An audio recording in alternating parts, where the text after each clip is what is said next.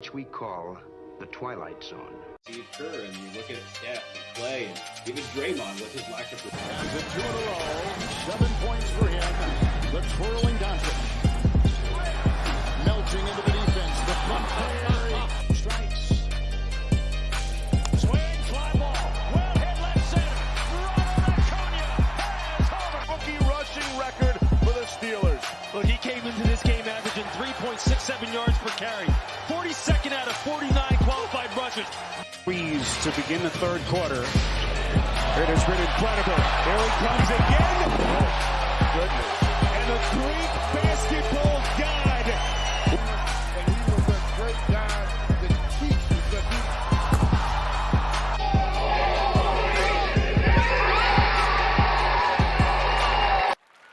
the What is up, Rally Towel fam? Hello, and welcome to week 6 of the NFL. Amber coming in hot with the like. Appreciate you liking the stream, Amber. You sound really far away. It's probably because my wrong mic is on. See, this is what when you come in. Put the kids to bed. There it is. I don't have the right mic set up, but we good. Oh, that's it. That's what I wanted to hear. Yeah. What's up, gentlemen? How's everybody's week going so far? Good, man. How you doing? Good. Everything's good on my end. The only thing left over from the party this week is Truly's, so that's what we got. Hey, congratulations. You're a married man. I'm a married man. Check out the bling.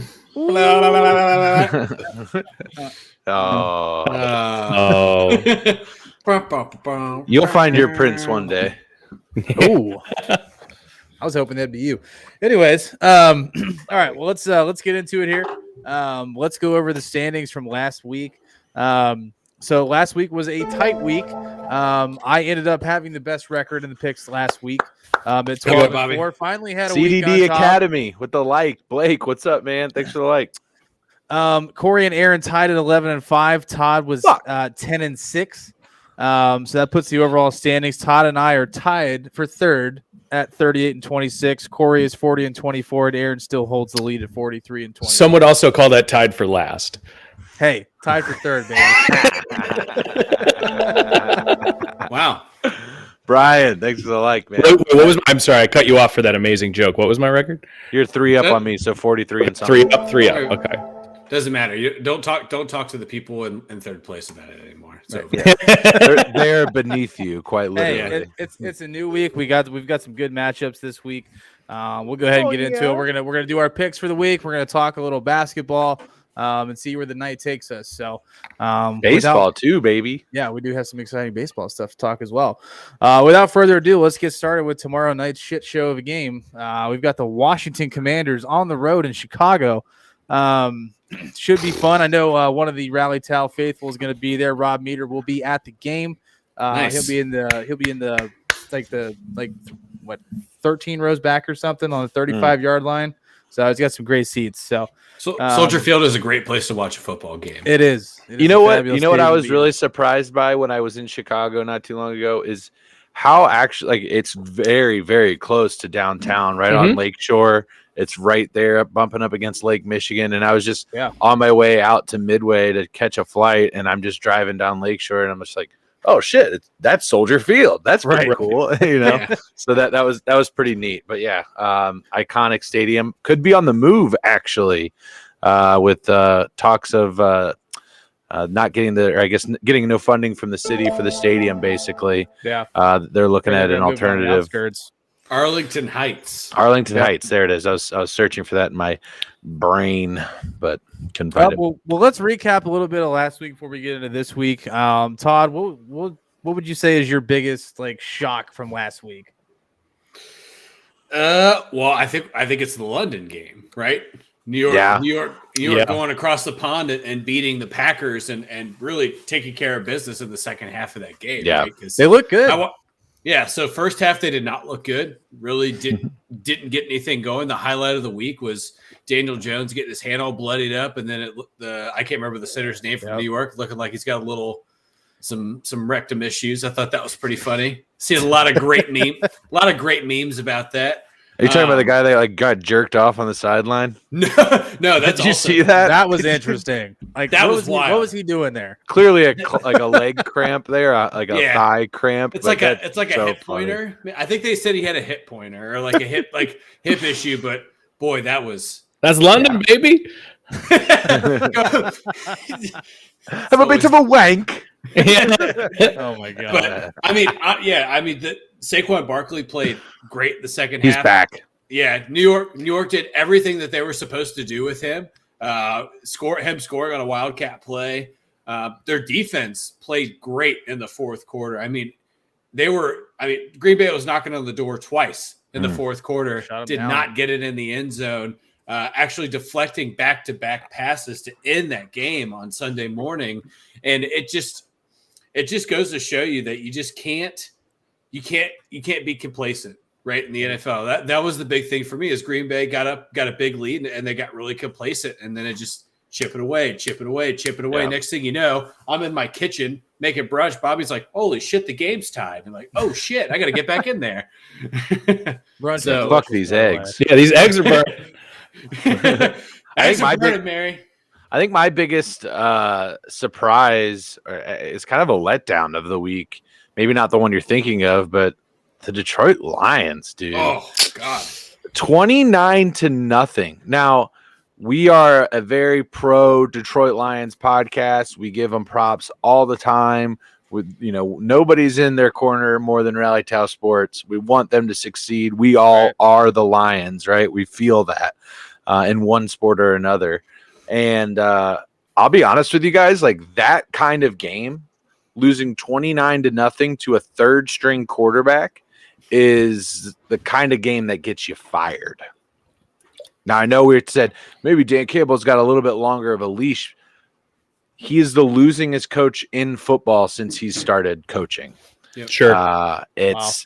The leash is getting shorter. I'm not quite there yet. I hear what you're saying, but I think you have to give him a chance to. You have to win that game, though. Because last year to me was a complete throwaway because they gained an extra first-round pick to get Jared Goff, and he was terrible last year. And I've seen Jared Goff, notwithstanding this last week, actually play pretty well. And I'm looking at a team that, although this wasn't why you necessarily brought Dan Campbell in, have one of the top offenses in the league. And of course, they goose-egged, but.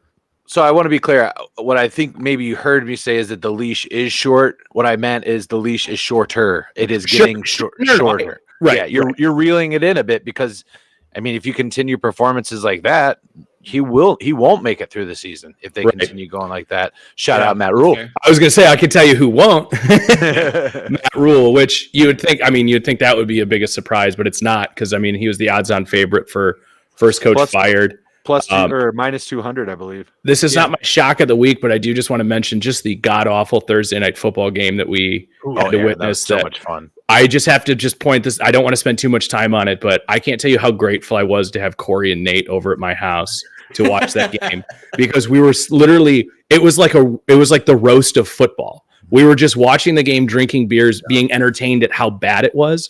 If I had to watch that game and have to go to work the next day, I would have just been miserable. I probably would have turned it off at halftime. We're sitting in my basement just rooting for a tie. Like, let's go tie. Let's go tie. I was like, I want more of this shit. As bad as possible. But to answer your question, my biggest surprise of the week, Taysom Hill.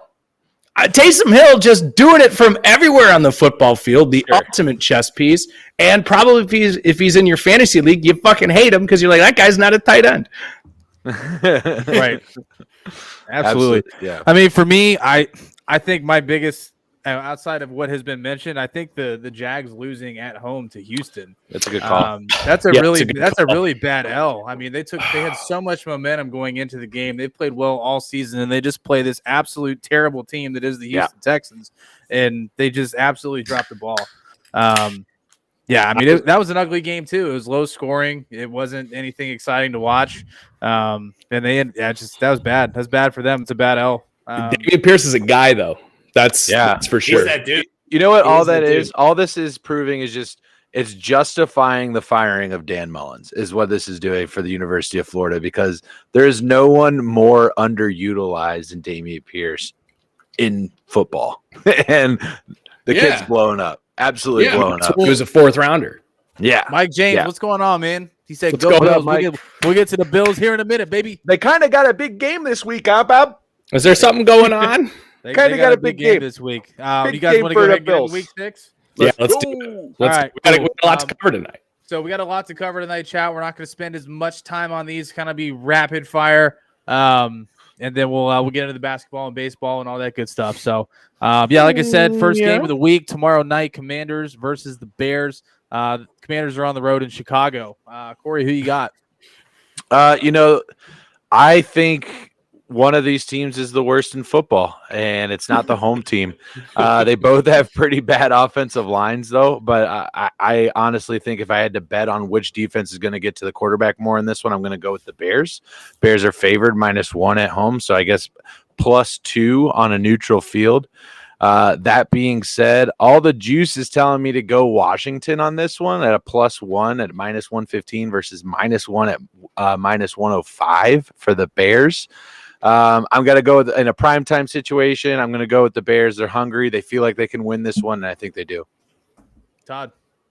Yeah, so I think if you watch the end of the Vikings-Bears game, you watched Justin Fields put together a really strong drive, right? And that's one piece of an entire puzzle that we're talking about, but it actually showed me that he can move the ball up the field, and all he needed was 3 seconds. He never got more than 3 seconds in the pocket, moved the ball really well, was able to hand the ball off to David Montgomery, who also had a really good game last week against Minnesota. I agree with Corey. I think Washington is right now is the worst team in the NFL.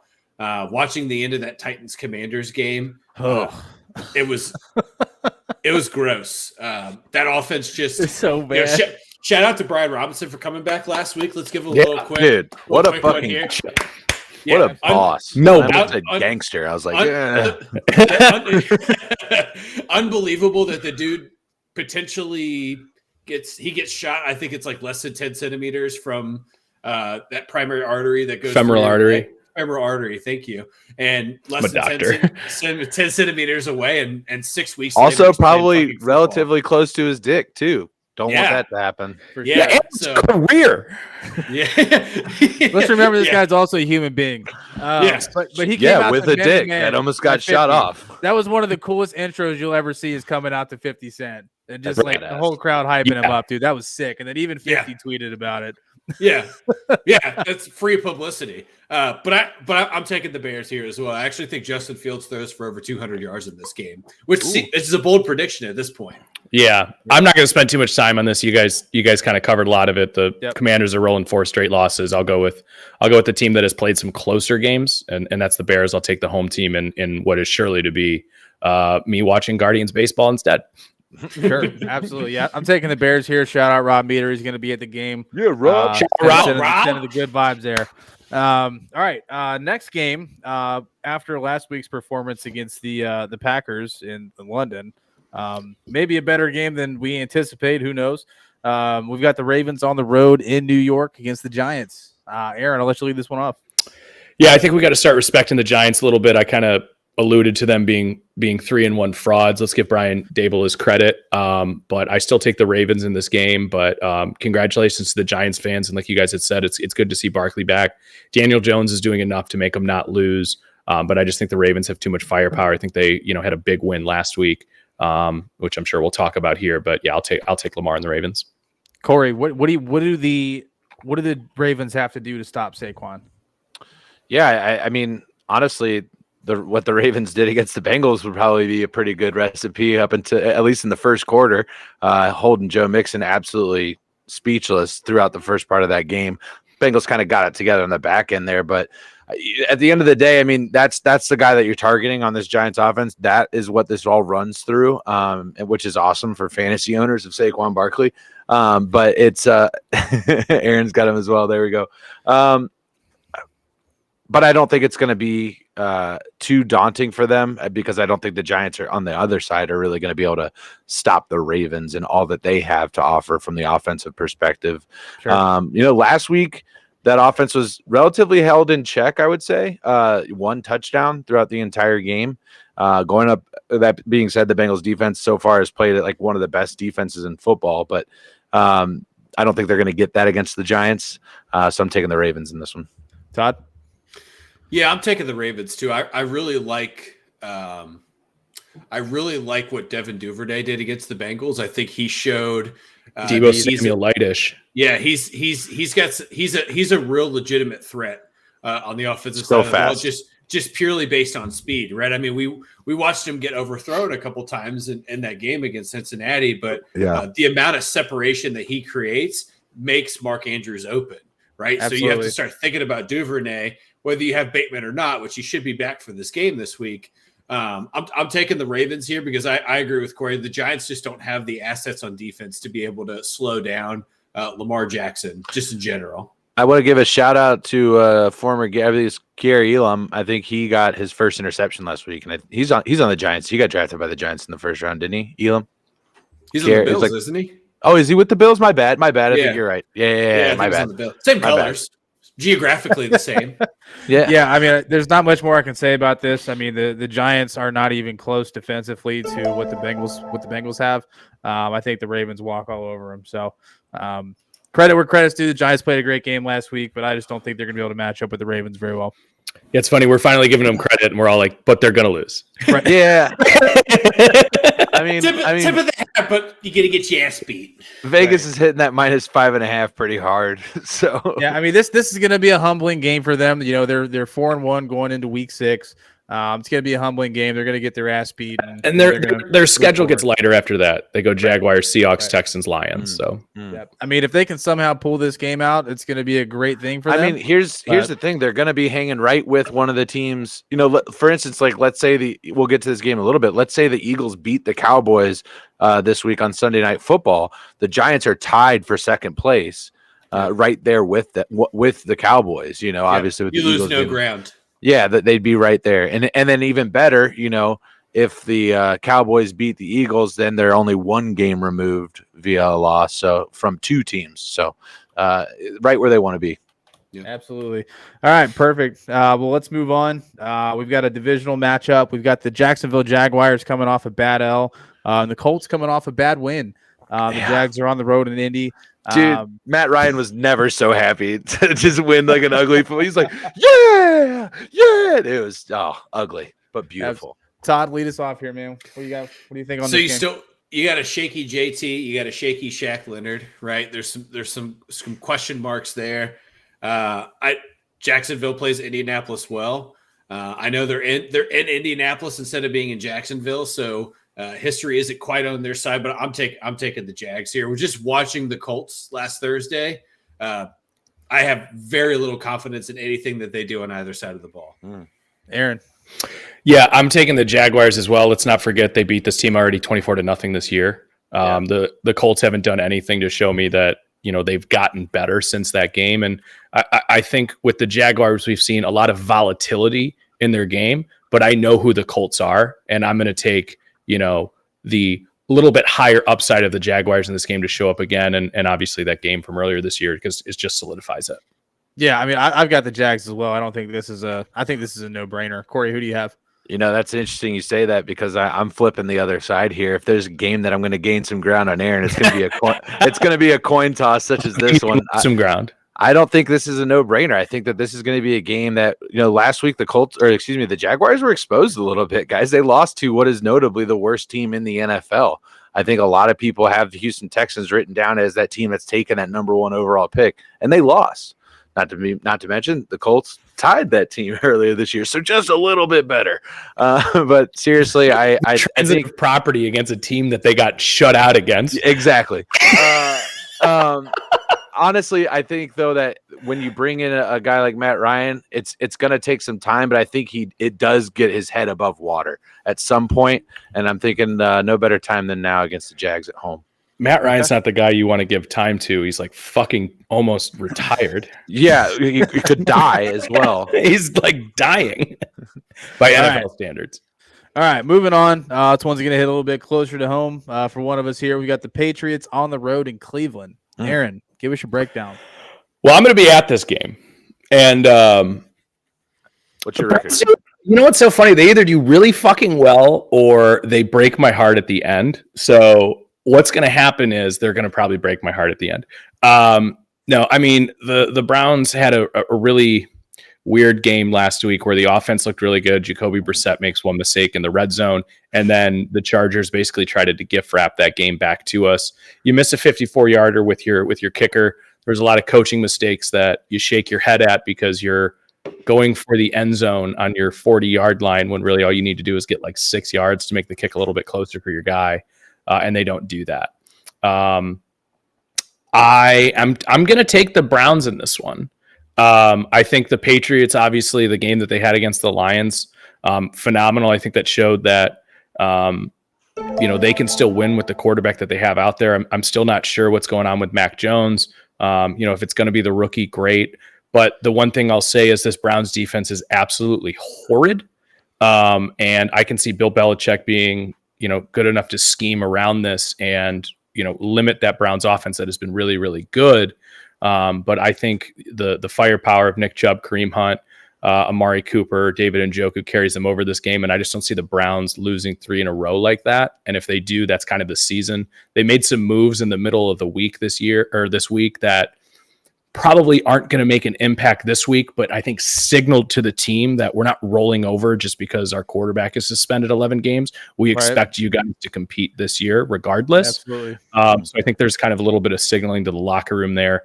And if not, I think you just take Joe Woods, the defensive coordinator, and you just fire him right into the sun. Gotcha. Mystery, to get to your comment here, yes, we are on every Wednesday night at 8:30. Put it on your calendar.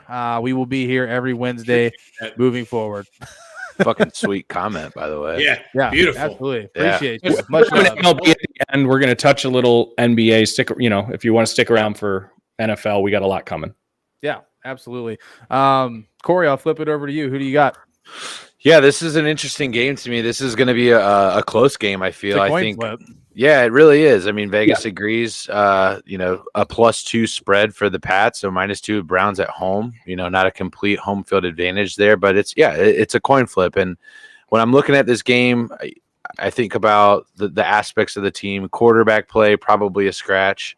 Running game, I'm giving that to the Browns, obviously. But I am really impressed about Ramondre Stevenson right now for the Pats, man. This guy, I had a good feeling about him coming into this season. Yeah. He continues to prove why that feeling was there. And so when you think about what travels well, it's running game and defense. And while I'm not saying the Pats have a better one, they have a capable running game, and they have the better defense. I think that the Browns proved that last week. And not to bump you, but it might not be the better running game, but the Browns run defense is much worse. So the Patriots running game can look better in this game. Exactly. And that's another thing that we talked about at the beginning of the season is the Browns, Aaron, you made the point. They don't value the interior of the defensive line. Well, that's very clear that other teams are taking advantage or trying to take advantage of that and sticking to the run game there. So I'm going to go with the Pats here. It's going to be coaching, defense, and running. And I think that they have enough in one and they're better in 2 of those, and the Patriots win. Todd. Yeah, look, we saw Bill Belichick shut down the highest scoring offense in the NFL so far, right? I mean, Bill Belichick just absolutely has Jared Goff's number. I'm sure we remember what happened when the Patriots played the Rams in the Super Bowl. Hold on. Can I just put a pin in? The Lions are technically the highest scoring offense in football, but are we really that offense is a juggernaut? Was anybody really saying that? I mean, their skill guys have been phenomenal. Statistically, it's right now it's the highest scoring offense in the NFL. So I'm standing. I guess my point. What I'm asking you is, do you think that's out of necessity or out of talent? Like they have to keep scoring points, or do you think that's because they're actually on the board if you're not talented? You can't put 40 points on the board if there's not. I'm asking the hypothetical question here. Does that still hold after throwing up a goose? So are they? They're right. So now they're like 3rd or 4th. I just wanted to make sure because I was like, that's fucking impressive. Yeah.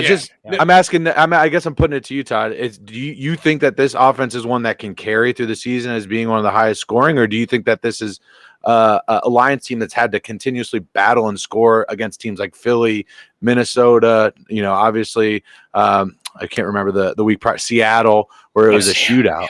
Yeah.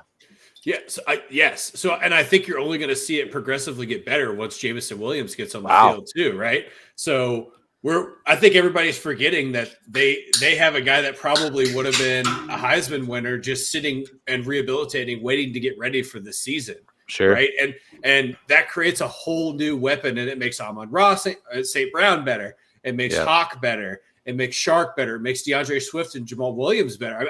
I think people are underestimating the true value. And also, don't forget, this is a top 7 offensive line in the NFL. So, yes, I do believe that what they put out on the field offensively is a top 5 offense for the duration of the season. But the problem is that you have to be able to not give up 40 points when you're putting up 40, right? So that's where they kind of fall off. Sent you off on the wrong track. We got Patriots Browns here. That's okay.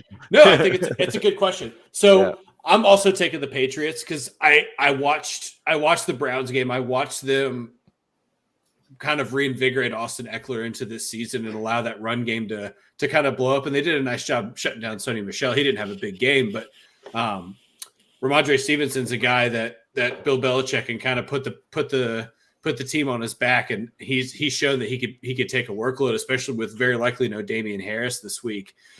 So I'm taking the Pats here, and this is just purely based on coaching to me. Yeah, I mean, this is a tough one, man. I love that Browns running game. I really do. I think Chubb and Hunt find a way around Bill Belichick. I know you can scheme for one, but you can't scheme. It's tough to scheme for two. If anybody can do it, Belichick can. But I'm going to roll with Aaron here. I'm going to take the Browns over the Pats.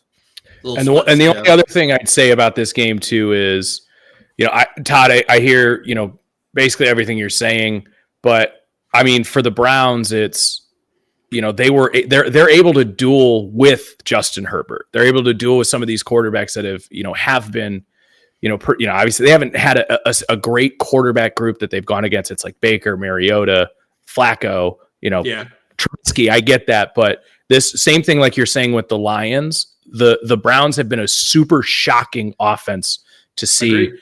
And what's his name, Zappe or whatever? Bailey. If he's gonna find it, it'll be this week. But I don't know. I like the Browns offense with you too, Bobby. All right, perfect. Moving on. We've got the Bengals on the road in New Orleans. Bengals on the road. Saints obviously a little beat up. Bengals coming off a tough L last week. Todd, I'll let you take the handle on this one. What are you thinking for this one? So I think you're gonna see. It's hard for me to kind of. I'm trying to take my bias out here. So I watched that game. I watched that game Sunday night, and I watched the same thing happen that's kind of happened all year so far, as super slow start, having to force your way back in, and then you get back all the way back into it, and then you're out of juice in the fourth quarter. Now, I don't think New Orleans possesses the same firepower, but I do think the Bengals actually have a hard time with Alvin Kamara this week. I think this is the first. This is the first guy that they're going to see that's going to give them fits because they haven't. He's the best athlete I think that they've faced overall outside of Lamar Jackson so far in terms of his ability to flip the switch out of the backfield, whether it's between the tackles or getting out in the flat and creating something out of nothing. But this is a Bengals defense that hasn't given up a touchdown in the second half, right? So I think that there's something to be said about defense winning football games when you get on the road and you're not facing a super high-powered offense. So I'm still taking the Bengals here. I just don't see them. I don't see them losing in New Orleans this week. Mystery: the Browns are getting Deshaun Watson back week 12. And I could be misreading his comment, but I think what he's saying is the Browns are running offense, period. But when quarterback one comes back, will who knows? Yeah. That's. But we'll see. Go with what works. Yeah, absolutely. Corey. Just on that comment, I don't know how much they'll change. I think Deshaun Watson will make them a little bit better in terms of the options they have. Amari Cooper will certainly benefit, but it'll be interesting to see what happens with that. Again, Todd, I'm kind of with you on this one. I'm like trying to remove myself from being biased here, but everything in me tells me that the Bengals are a better football team than the Saints. Obviously, you have all of the pageantry that comes around Joe Burrow and Jamar Chase returning back to Louisiana in the same stadium that they last won a national championship in together. So obviously went off in that game and did really well. But I want to talk about the offense here, but I honestly think the defense is what we should be spending time on. And you mentioned it, Todd. No second half touchdowns throughout the entire season. They've lost every game by a last minute field goal. I don't see that happening here. I think that the Bengals defense, who hasn't, by the way, they have not given up a touchdown in 15 quarters. They've given up one touchdown in 15 quarters. That's insane. They shouldn't be losing games with that stat. They shouldn't be. And really what it boils down to here, thank you for segueing me there. It's an inability to change the game plan quickly is what it is for the Bengals. They never change the game plan until they hit the fucking locker room at halftime. And that's the problem, guys. Like, and they make great adjustments. Don't get me wrong. They make great adjustments. But if you can make those at a more rapid pace, you're not fucking digging yourself out of a hole in every goddamn game. You're not down 10. You're down 3, right? And that comes I'm sorry, but that comes down to one fucking thing, and that's Zach Taylor. Yeah. It comes down to Zach. That's who that. What is Joe Burrow going to be like? No, this is what the fuck we're doing. Maybe in year 6. Yeah, maybe in year 6, 7, 8, he can have after he's already won a fucking Lombardi. Can you do that? But I mean, let's remember this guy's still on his rookie deal. It doesn't want to be that guy. But nonetheless, man, I feel like it's getting better because there have been some incremental changes that you are seeing game to game in their offense, in that running more runs out of shotgun. Basically the Bengals line up under center, and you're like, yeah, they're running the football. Yeah, it's kind of similar or it's a short play action. Yeah, it's kind of similar to when we were watching that Colts Broncos game last Thursday. Aaron and I were maybe 24 beers deep at this point, but not me because I was hosting. But yeah, I was catching up when everyone left. But we're sitting down there, and I'm watching Michael Pittman Jr. line up on the line of scrimmage, and I can tell you before it even snapped the ball whether it's a run or pass just by the way he's lined up. Just by the way, I think I called like 9 in a row or something stupid like that, but. Anyway, I think that this Bengals defense is strong. The Bengals offense is showing small incremental changes that will affect change. They're the better team on paper. They should win. Aaron. Yeah, man. I mean, you guys have already harped on the Bengals defensive side, and I know Mike made the comment in there that he didn't know about those stats that you guys just meant, which maybe a lot of people don't because they're not winning those games. And I don't think they're getting the credit they deserve. So let's now flip that on its head a little bit and talk more about the Saints and how depleted their offense is right now. You're out quarterback 1. Michael Thomas has been out the last 2 weeks. Chris Olave is in concussion protocol. Alvin Kamara has been having nagging injuries all year. Jarvis Landry doesn't look like he's going to play this week. I mean, I don't really see a way that I don't really see a way that the Bengals can lose this game. And if they do, this is siren bells now at this point for the season. And we talked about it before the beginning of the year. I'm not going to harp on the offensive line for the Bengals and everything like that. They've gotten really good, actually. Only 4 sacks in the last 3 games. Sure, but I'm still seeing guys unchecked to the quarterback, and Burrows is so good at getting it out. I'm just worried about all the hits he's taking, whether they are counted as sacks or not, and the pressure. Sure, that's fine. But I mean, the Bengals have got to figure it out on offense a little bit here because their defense is stepping up. I think defenses are doing a really good job with their cover 2s to not allow Jamar Chase to just get over the top of them. They're basically asking their other receivers to beat him, who absolutely can, but we haven't seen Superman Jamar Chase. And I thought if it was going to happen, it was going to be in that Bengals game, and it just didn't because the Ravens, in the Ravens game, and because their defense has allowed that all year. I don't think this is any. They made the adjustment, right? They ran a defense the entire time and forced the ball forward, which caused 5 deflections at the line of scrimmage, right? Let's couple the Bengals defense with how depleted the Saints are, and I think this is a adjusted spread Bengals win. Yeah, absolutely. I just want to make a real quick comment here. Just, looking at ahead kind of schedule watching for the Bengals, this 4-game stretch leading up to the bye is a stretch that can save their season, projecting them into the bye, which is really the meat and potatoes of their schedule is post week 10, which is their bye. Saints on the road, Falcons at home, Browns on the road, Panthers at home. They Should win. be at Let's say least 3. they win this game. I think they're favored in all of those going out into the bye. Just off pay. If they win this one, I think they're going to beat the Falcons. I think they would then be favored in Cleveland going into that Monday Night Football game, barring what the Browns do. Browns. It depends on what the Cleveland's doing there. So a save your season type stretch now, because you win these next 4, you're walking 6-3 into the bye. You're feeling really good about where you're headed. Yeah. I mean, that was kind of going to be my point. This is a make or break game for the Bengals right now. They're at a point right now where they cannot afford to lose this game. Play calling has been their Achilles heel the entire season up to this point. It's been atrocious. Todd mentioned it. They don't make adjustments. They don't do anything on the fly. In business or retail, if you're the manager and you're not making adjustments on the fly and shit hits the fan, what happens? You get fucking written up. It happens enough time, you get fired. It's just one of those things where he's got to be able to get it done and make the adjustments. But yeah, I love a good real life parallel. Yeah. I was trying to add some value there. But yeah, I think the Bengals win. Aaron mentioned it. The Saints are depleted right now. Olave, you can put it to fucking paper right now. Chris Olave will not play this week. No, the NFL's too scared. They're not going to let anybody close to the will field. Not play. Anybody that got a concussion last week is not playing this week. If they're in your fantasy lineups, just bank them on the bench. Yeah. All right, so we're all for Bengals. Next game, well, we got to touch the Browns and the Bengals. Now we get the Steelers. The Bucks are on the road in Pittsburgh. I'll lead this one off. Yeah, please. The Steelers got their absolute shit kicked in last week against Buffalo. I don't think that was a shock to anybody. I did like what I saw out of Pickett. I like the fire that he showed. He took that hit. He was not taking shit from anybody. James Daniels had his back. It was nice to see that, they already have that relationship and that cohesion on the offensive side of the ball, which is great. I think it's going to be a couple more games before we actually see Pickett being effective on the offensive side of the ball. He's going up against Tom Brady, the GOAT, the best to ever do it, right?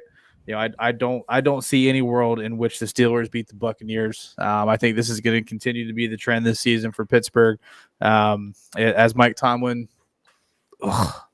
gets his first losing season. But yeah, I got the Bucks in this one. I thought you were commenting about the cat. No, that's Tig. Hello, Tig. You're like, ugh. He loves Tig. Fuck that cat. I'm right there with you. And here's the thing, Bobby. I had them as the lock on the over, and I'm like, that's not looking too good. Listen, I'm not shocked at the Steelers loss. I'm shocked how they lost. Yeah, that game was over in 8 minutes, and I'm not talking about game minutes. I'm talking about world actual man minutes. It was over, and I'm with you. There wasn't anything in that game that made me think there's anything wrong with Pickett. I just think the team is broken, and it's amazing how much the Watt injury really changes that defense, because although obviously Watt is a defensive player of the year, and if you lose your best defensive player, you're obviously going to not be as good. I didn't think it was going to be this sudden of a drop off without him. So yeah, let's go. I mean, obviously I'm taking the Bucks here and pretty easy. And then I'm sorry, there was a comment that just came up there and I kind of blew right how through about this? The Bucks offense is their weakness, ? Ooh, interesting. It's kind of hard to say though. They had that game where all their receivers were out and Evans was injured. Brady took a while to get going, and Chris Godwin had a good week last week. I think they got their rapport back on track. I mean, I think Mike Evans and Chris Godwin are just going to have a freaking field day with the Steelers secondary this week. I think you can say their defense is better than their offense, but I don't necessarily. So therefore, is that their weakness? Maybe, but I wouldn't classify it as a weakness. Yeah. No, I mean, Fournette's going to have a big week this week. We do this every year with Brady. Stop the freaking run. Yeah. Let's see how he's doing in December, and then I'll let you know. Go ahead, man. Who you got this week? Yeah, there's not much more to say. I'm taking Tampa Bay here. I hate to pull out this card, but you guys all gave me shit when I said the Steelers were not going to win 7 games, and I feel pretty confident that I'm right now. I don't see the ship turning the other way. I'm not rooting for the Steelers. Fuck them. can't wait to be wrong. Well, look, I'm not saying it that way. I think we talked about it. I think we see TJ Watt get shut down. I really do. Why not? There's no reason for him to come back. There is none. They're not going to the playoffs. No, and playoffs? I think you're just gonna see a team try to piece together what what the future looks like, especially on offense, and then you fill the gaps. So, I'm taking Tampa Bay. I'm probably not picking Pittsburgh for most of the rest of the season. Yeah, same. Unless we see something different. Yeah. Corey, I take it you're the same. Yeah, I'm going with the Bucks here, but I want to point out something really funny I saw on ESPN right now. I was looking just up at Kenny Pickett's stats last week against the Bills, 34 of 52, so 65% completion, no tutties, and a pick. His longest throw, 29 yards, not bad. QBR 56, but he has yet to throw a touchdown pass this season. And so I'm looking at his projected passing stats, 67 completion percentage throughout the season, 0 touchdowns and 14 interceptions because he has no touchdowns yet in the season. So I just saw that and got a little chuckle out of that. He spun it okay. That's not I said. I thought he was spinning the ball okay, and I was giving Tomlin shit last week because why would you not start him against the Jets if you're going to make that transition, and now you just threw him out this first game against the Bills? That's embarrassing. Yeah, I think it is, but it's the NFL. Whatever. It is what it is, man. They knew they were going to lose. Yeah, absolutely. Well, let's move on. This one should be a pretty easy pick here. We got the 49ers on the road against Atlanta. Corey, lead us off. So that 49ers defense, man, I mean, Jesus fucking Christ, man. They were fucking amazing. Absolutely amazing. But it's kind of the same question. Like, are the Rams and the Bengals? I think this is the first time two previous Super Bowl teams are at like 2-3 at this point in the season. So kind of crazy stat there. But San Fran's going to be a little bit too much for the Falcons here. I got the Niners. Todd. Yeah, I agree. Not much more to add. Yep. Yeah, Niners defense is incredible. Cool. Niners. Got it. Move on. All right. We've got the Jets coming off a big win over the Dolphins. Obviously, the depleted Dolphins at that. On the road in Lambeau Field against Aaron Rodgers, coming off of a bad L in London. Todd, what are you thinking for this one, man? I gotta take the Packers here, fellas, especially at Lambeau. I like what the Jets have done. I think it's exciting that New York is winning football together for the first time in about a decade. Look, it is what it is, right? You get to see two teams that have literally been shit on, which I don't hate that coming from New York, but like to watch two newer coaches actually win close games. I guess the reason I make that sound is just because like for so long we've had to like watch them on primetime games when they've been dog shit, and they've just been like, no, it's good football, eat it, it's good, like for the last fucking decade. So how many times did we watch Chad Pennington on Sundays? Oh my god, a lot, way too much actually. As a matter of fact, the fact that I bring it up and the $3 face mask. Yeah, everybody's reaction was, "Oh, that tells me it was too much." It was too much in the mid 2000s, early 2010s. Yeah, I'm taking the Packers here. I think they get back to Lambeau and Aaron Rodgers makes necessary adjustments. I mean, there's a reason why he's a back-to-back MVP. You don't lose that talent. So I'm taking the Packers. Hey, Aaron, who you got?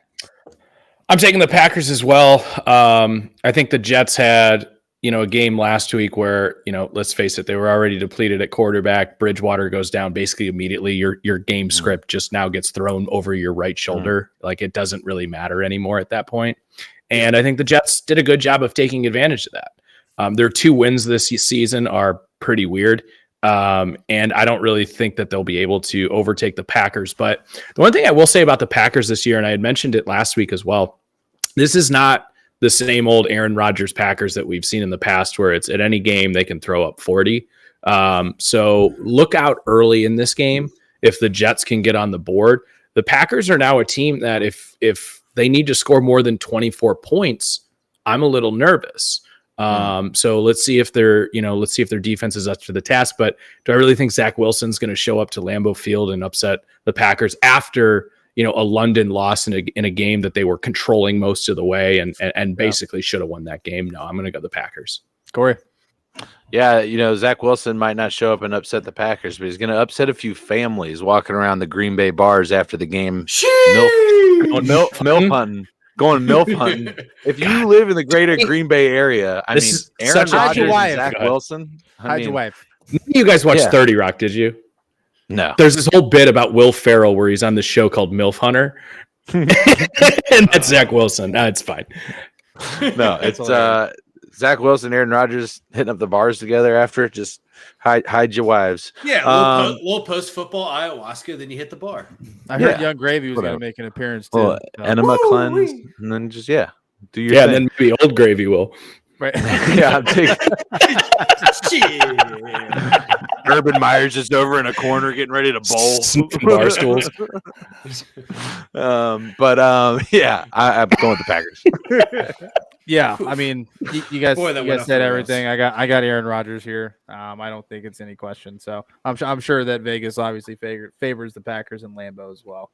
Mhm. All right. 7.5. This game would have been a much different thought for me. Week 1 versus now.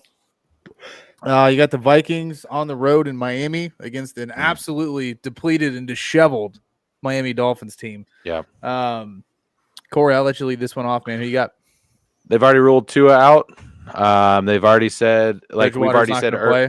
earlier in the show, we talked about if you got a concussion last week, you're not going to play this week. That's just what the NFL is doing, particularly if you're the Miami Dolphins. So I'm going to go with Vikings in this one.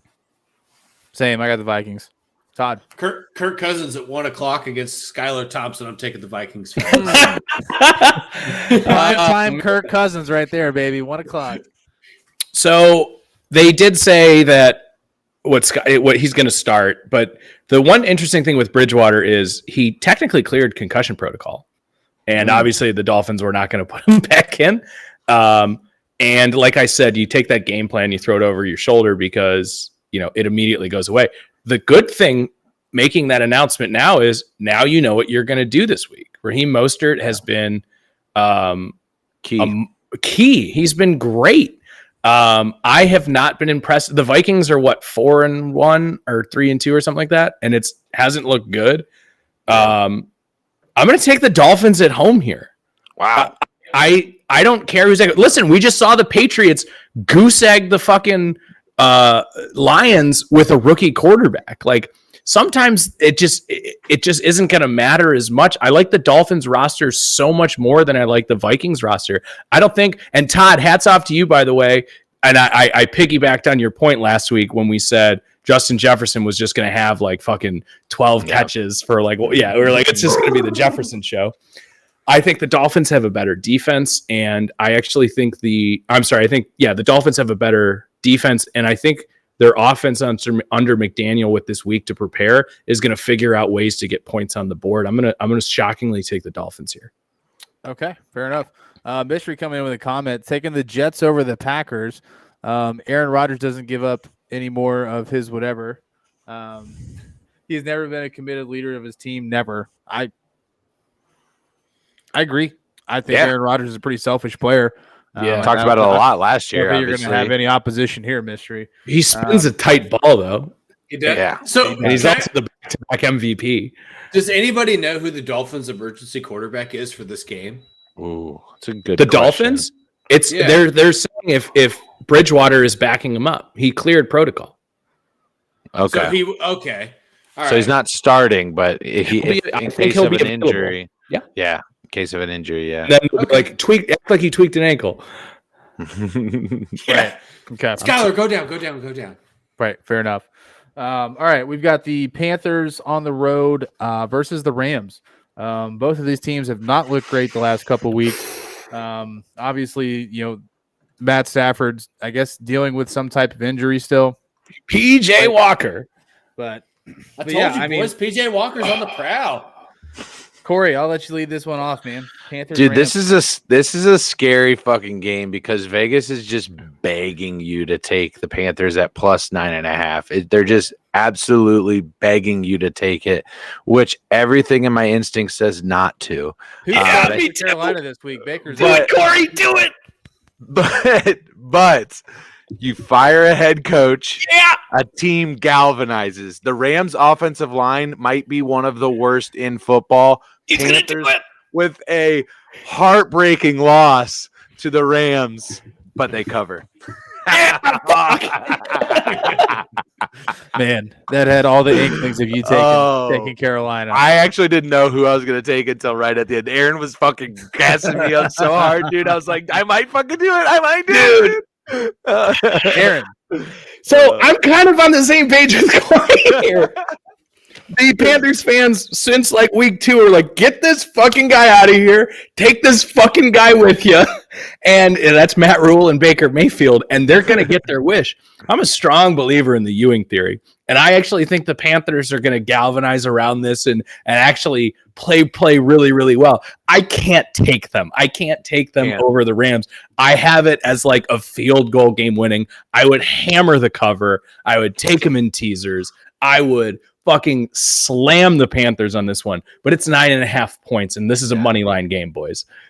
Yeah, Todd, absolutely.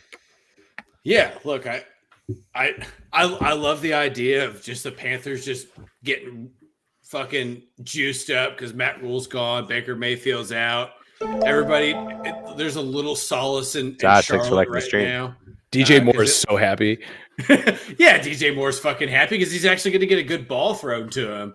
PJ Walker is not a bad quarterback, right? He's not going to completely flip the script for the Panthers offense, but I think he gets the right people involved, which Baker has not done this year.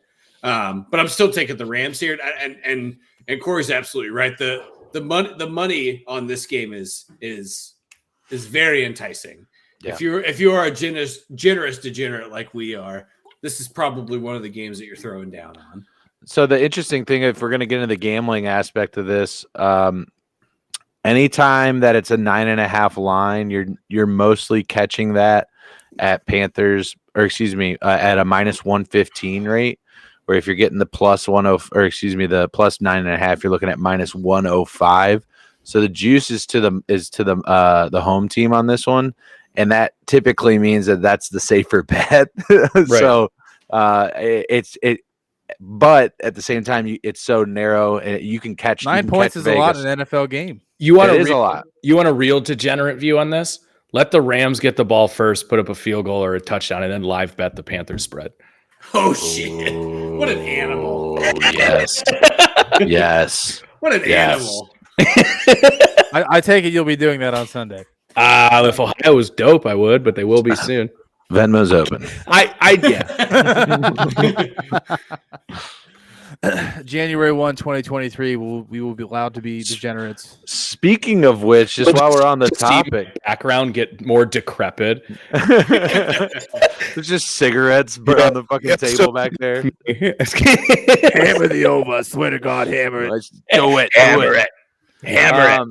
Speaking of gambling and sports, Cincinnati Reds are installing a sports book in their stadium. Hell yeah, they are. Cavs are doing that too. Does this exonerate Pete Rose? No. You already know my Pete Rose opinion. I know, but that's the most fucked up thing in the world, right? Like, who's going to cut the red tape is going to be Pete Rose and Rob Manfred just sitting there going like, welcome to the GM sports book here. Come on in. Yeah. Reds thing or MLB thing?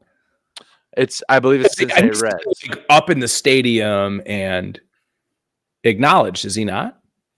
Pete Rose? Yeah. Yes. Yeah, his name is retired in Cincinnati. Yeah, exactly. His the Reds are cool with it. The Reds are like, yeah, that's Uncle Pete. Yeah. Yeah. Get him down here. I'll sign some jerseys. I've personally seen him in GABP, so he is allowed in that stadium. Yeah. When he's not plowing hookers in Vegas, he's watching games of Great American. Absolutely. All right, let's move on. Let's try to wrap this up a little bit so we can get into the basketball and the baseball. We've got a battle of the birds. We've got the Cardinals coming off a tough loss to the Eagles on the road versus the Seahawks. Geno Smith's looking good. So, Aaron, go ahead. That's probably the only thing we didn't talk about in our surprises of the week. Geno Smith is comeback player of the year, and I don't know where he came back from. It might be the first time he's ever been good, but good for him, man. I'm like really, really happy for him. I mean, they put up a fight against the Saints, the way they beat the Broncos at the beginning of the season, and then obviously the Lions as well.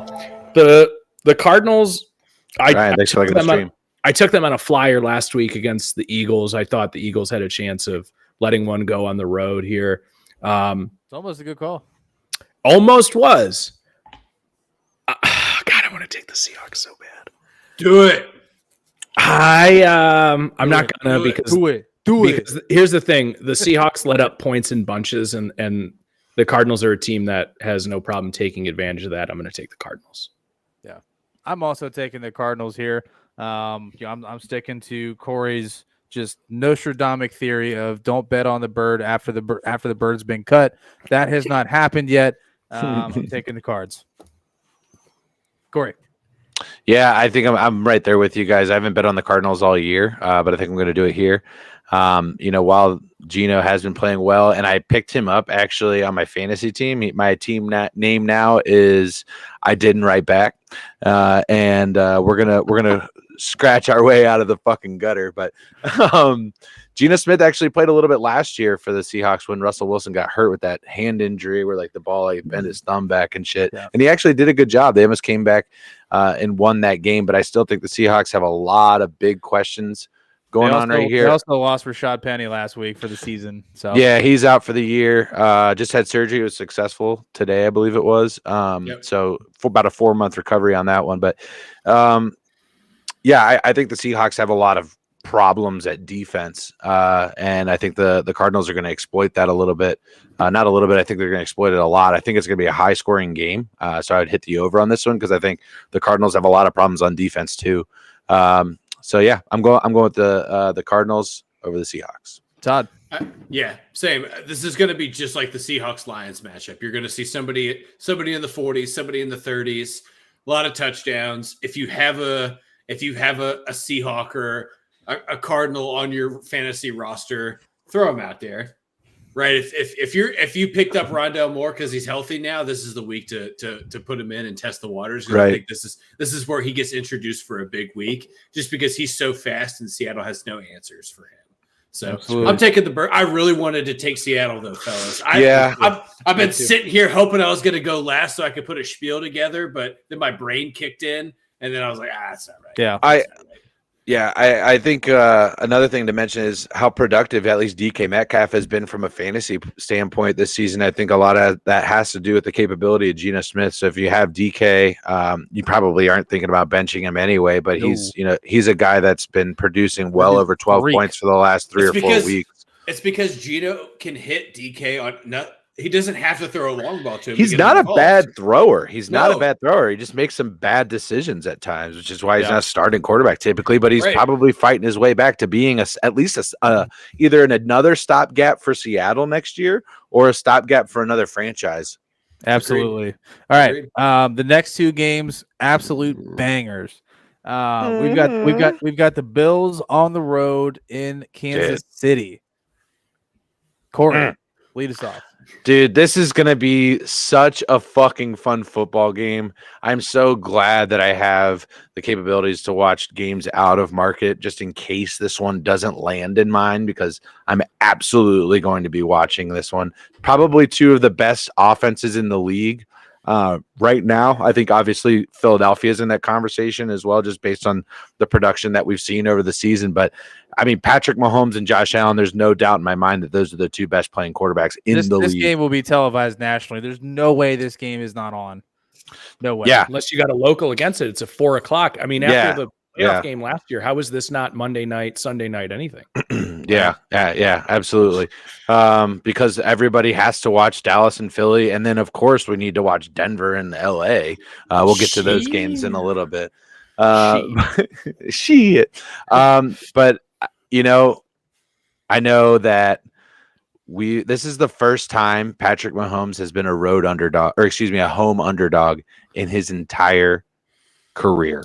It's wild. That's crazy. That's a good stat. I think the Bills are playing unstoppable football right now. But here's the thing. They have been stopped. And I find it really, really hard to bet against Patrick Mahomes in a big game at home. I'm taking the home underdog, and I'm rolling with the Chiefs. Todd. See, I gotta take the Bills, boys. I gotta get a split game here between the 3 of you. I mean, it's a coin flip, man. This is gonna be such a good game. Yeah, look, I'm gonna give my 2-minute spiel on the Bills, and then I'll move on. that offense is just absolutely a force to be reckoned with. But every single week that I watch it, I'm so concerned at their inability to run the football. That really concerns me. And now when you have a guy like Josh Allen who could pretty much do everything that's necessary with the football, it's not a huge concern. But I don't know. This is just a game where Andy Reid's like just smart enough that he figures it out for like a quarter and a half, and he slows them down for a little bit, and then you get like Kansas City gets a 10-point lead, and then that 10 points gets really challenging to come back on. Yeah. But here's the thing: Buffalo has through the duration of the short season has shown how explosive their offense is. Now, this is a Pittsburgh team, right, that they played last week, but to get down to third on your own two and just rip off a 98-yard touchdown and then follow that up with another 70-yard touchdown, like 10, 15 actual literal minutes later. That's a big high-powered offense. And I don't think Kansas City can stop it for 4 quarters, fellas. That's why I'm taking the Bills. Aaron. Yeah, man. I mean, Corey, I'm with you, man. I'm so excited to watch this game. It's going to be just absolutely phenomenal. And God, I'm on the fence with this one too, because listen, the Bills offense has been absolutely phenomenal. So is the Chiefs as well. Here's going to be my little bit of a discrepancy between the two. I think both of these offenses can put up points at will. The Chiefs have absolutely no running game right now. And Pat Mahomes isn't really running the ball like he used to as well. And he still can, he still does. He's phenomenal.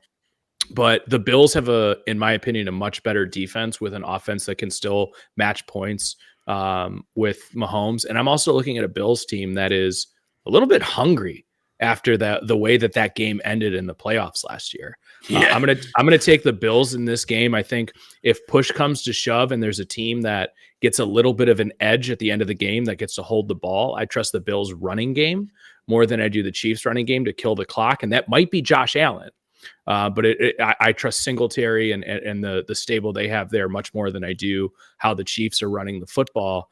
And I'm just so excited for this one. It's going to be close. It's going to be balls to the wall. It's going to be pedal to the metal. So that means it'll probably be 10-7. But I'm still going to take the Bills. So my take on this game, I have this argument in my head, and I don't know which way I want to lean.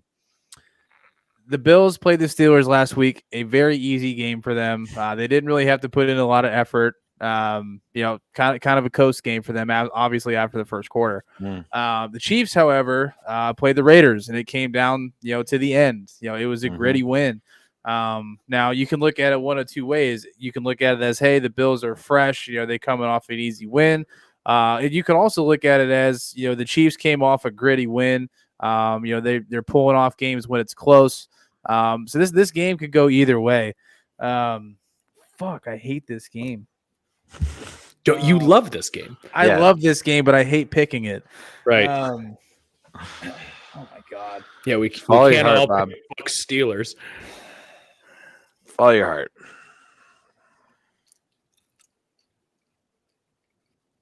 Suspense. Man, it's tough. This is great. Great radio. My heart is split in half.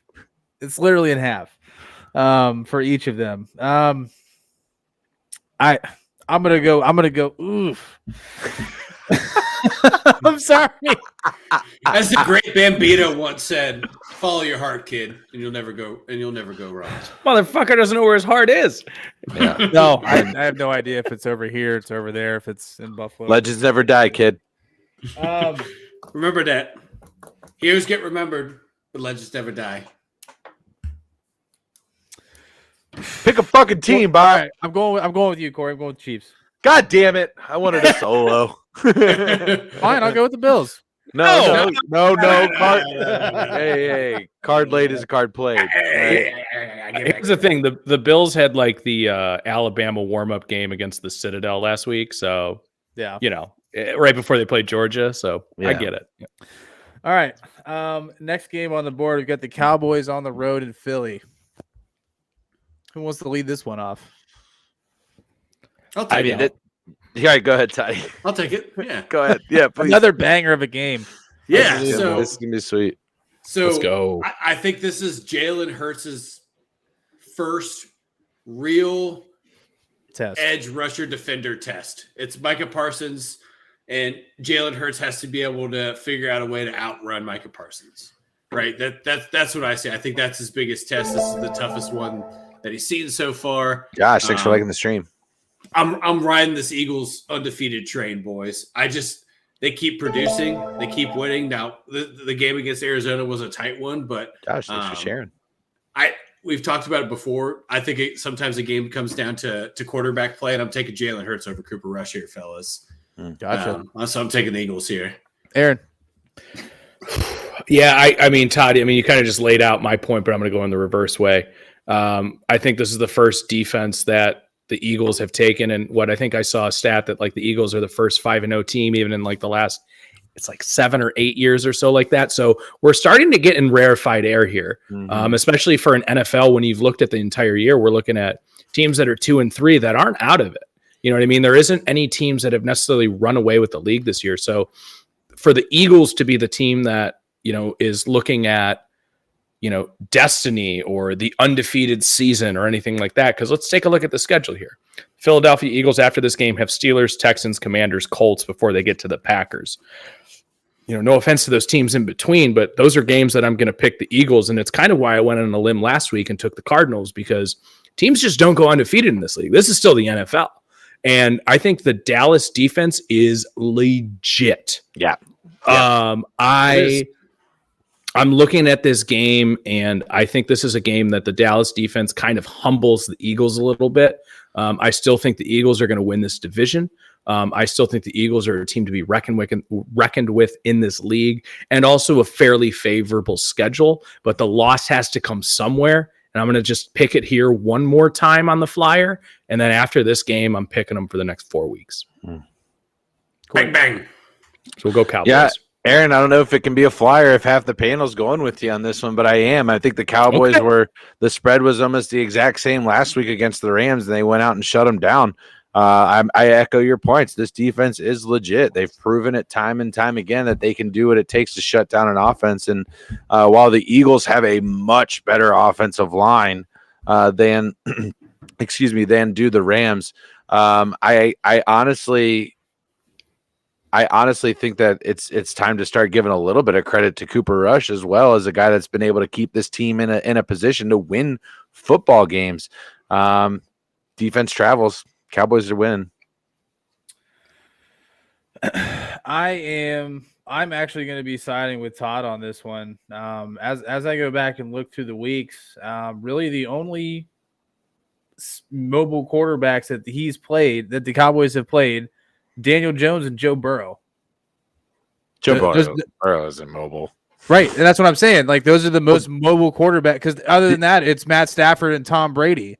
And my boy Danny Dimes can scoot, though. All right, my boy Danny Dimes can scoot. He just falls down after 70 yards. This is also going to be a test for Hurts, but it's also going to be a test for this Dallas defense. Sure, because they haven't played a quarterback of this level, this stature yet, as far as mobility and execution is concerned. I mean, they're 5-0. In divisional matchups, the Cowboys, Eagles, I'm gonna pick the team that's got the better offense, in my opinion, because I think this game is going to come down to who can put points on the board.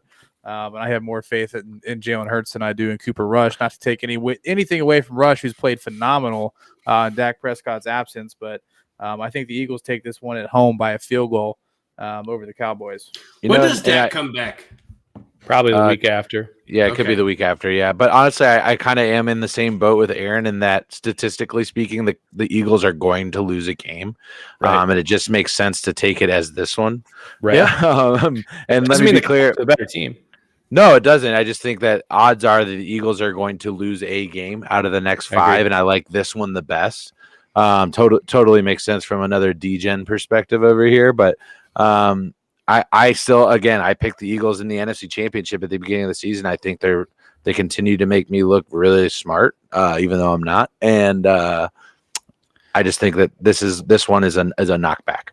And to echo your point there, Corey, let's take the team that plays Jalen Hurts twice a year. They've seen him before. This isn't necessarily new things for them to see. Where, don't get me wrong, I mean, Jalen Hurts has been phenomenal, and probably outside of Josh Allen is your MVP at this point, leading a 5-0 team. I'm with you. I like that we're both on opposite sides here.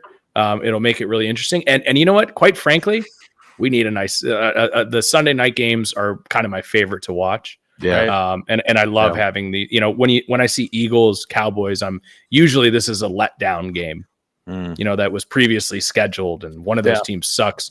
Mystery made it the point in the comment. They're always flukes every year, but Cowboys draw viewers, so they're always going to get primetime games. This is a really good one to watch. Yeah, I disagree. I don't think the Cowboys are a fluke this year, honestly. Neither. We're 5 weeks into the season. That defense is stout. I think their biggest question mark, I mean, for me, is Dak Prescott going to come back and play? You're going to let Cooper Rush continue to sling it? I mean, they win. You're paying Dak so much fucking money, dude. Like, what is it? Is it 200? What is it between him and Zeke? It's like $255 million for both of those guys. It sucks that they've got so much money tied up into them, but Cooper Rush is playing his dick off right now. Todd just said it. They're paying Zeke and they're paying Dak, and guess what? They're still feeding the ball to Zeke when they got Pollard. They're going to play Dak. Yeah. 100%. Yeah. I don't know if that's the right decision, but financially they kind of have to. Yeah, absolutely. All right, the Monday night game is going to be a complete snooze fest. We've got the Broncos. I'm sure we'll spend a half hour on it. We're going to talk about this. We've been live for 1 hour, 10 minutes, and 50 seconds at this point. We're going to spend 1 minute talking about this game. Ready, go. Broncos been in prime time the last 4 out of the 5 weeks. Is that right? Ugh. Gross. This is a no-brainer. The Chargers are going to absolutely just beat the shit out of them. Like, I'm calling a 3-touchdown win here. Wow. Russell Wilson's fucking weird. I'm taking the Chargers. Yeah, he's fucking weird. Chargers. Yeah, that offense is just so bad. Got to go with the Chargers at home. Sick. That was like 20 seconds. All right, cool. Yeah. Picks are locked in this week. The 4:00 and the Sunday night game, those are going to be, it's just going to be an incredible afternoon / evening of football. Definitely looking forward to it. 1:00. I mean, I'm not looking forward to the Steelers game on Sunday. So. Quick note as well. First week of buys. Yeah, first week of buys. Yeah, we only have Lions 14 games this week. Raiders. Lions and Raiders on a bye. Man, dude, the Raiders needed that fucking bye, dude. Need a little breather. Oh my god. Both teams needed a breather. Oh, yikes. Yeah. All right. Where do we want to go next, boys? We want to go baseball or basketball?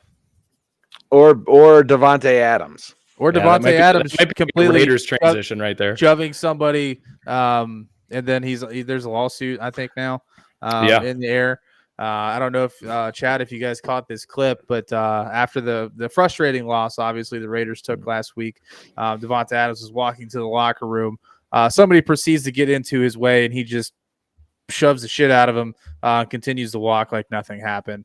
Todd, what are your thoughts on that? I think it's a very arrogant move by Devontae Adams. It's not. I say arrogant. I'm not surprised. I'm not disappointed. My mind wasn't blown to watch the clip, to watch somebody in black and silver do something degenerate. It's the history of the franchise. But here's my thing. Here's my thing about this, and I kind of said it in our group chat, and I'll reiterate it. This is a golden opportunity for this guy to get his 5 minutes of fame, right? Meaning the photographer that he shoved. Perfect opportunity to get your 5 minutes of fame. There's real life video footage of you getting pushed down on your ass by Devontae Adams. One of the highest paid receivers in the NFL.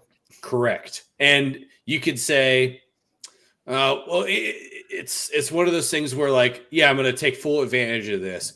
But I think that it's justifiable, because if I'm walking down the street after, I don't know, let's say the Bengals lost the Super Bowl, and a guy's taking pictures of somebody walking down on the banks, and I just walk past this guy and put him on his ass, and there's a cop standing right there. Guess who's in handcuffs? Your boy. I'm going to the Hamilton County Jail downtown Cincinnati because I put hands on somebody unnecessarily. And that's exactly what this instance is. Nobody is above the law. I thought you were going to take that a different way. No. I think this is a good example of a guy taking advantage of a moment where somebody in a good financial position gets to does something that's out of pocket. And while I think the charges eventually go away and there's a out of court settlement, it puts Davante Adams on blast as an asshole, and I think that follows him around for a little while. Absolutely, Corey. Yeah, I mean, I tend to agree with a lot of the points that Todd just made. Is this a money grab? Absolutely, this is a money grab. I do the but that's same not, thing. Why not? But that's not the point. Yeah, that's not the point. Is it a money grab? That's not the point. Don't put your fucking hands on people. You don't do that. That's preschool shit. I had a conversation with my 4-year-old daughters today. Don't put your fucking hands on people. I didn't say that, but you said fucking though. You said fucking though, right? You said fucking though. He said it. He said. So, and again, as Todd just said, had this been on the street, same thing is happening. You know what I mean? And a bunch of people see this, and obviously, there are witnesses that can testify to what's happening. In this case, there's fucking a national broadcast that can testify as to what happened in this situation. So the main thing that's happening here, we're all saying that, it's gonna get settled out of court. It absolutely will, but filing charges from this guy's standpoint ensures that he is going to be compensated. Any good lawyer on the planet would recommend filing charges right here. No one, Davante Adams, including this gentleman, this cameraman that was pushed to the ground, wants this to hit a courtroom floor. No one. That being said, just a quick side note. What if this guy hits his head like really hard? What if there's something that moves out like $1 Million Baby style or some shit like that? And this happens. Could have gone great movie reference there. This could have gone so much worse for Davante Adams than it did. Absolutely. I agree.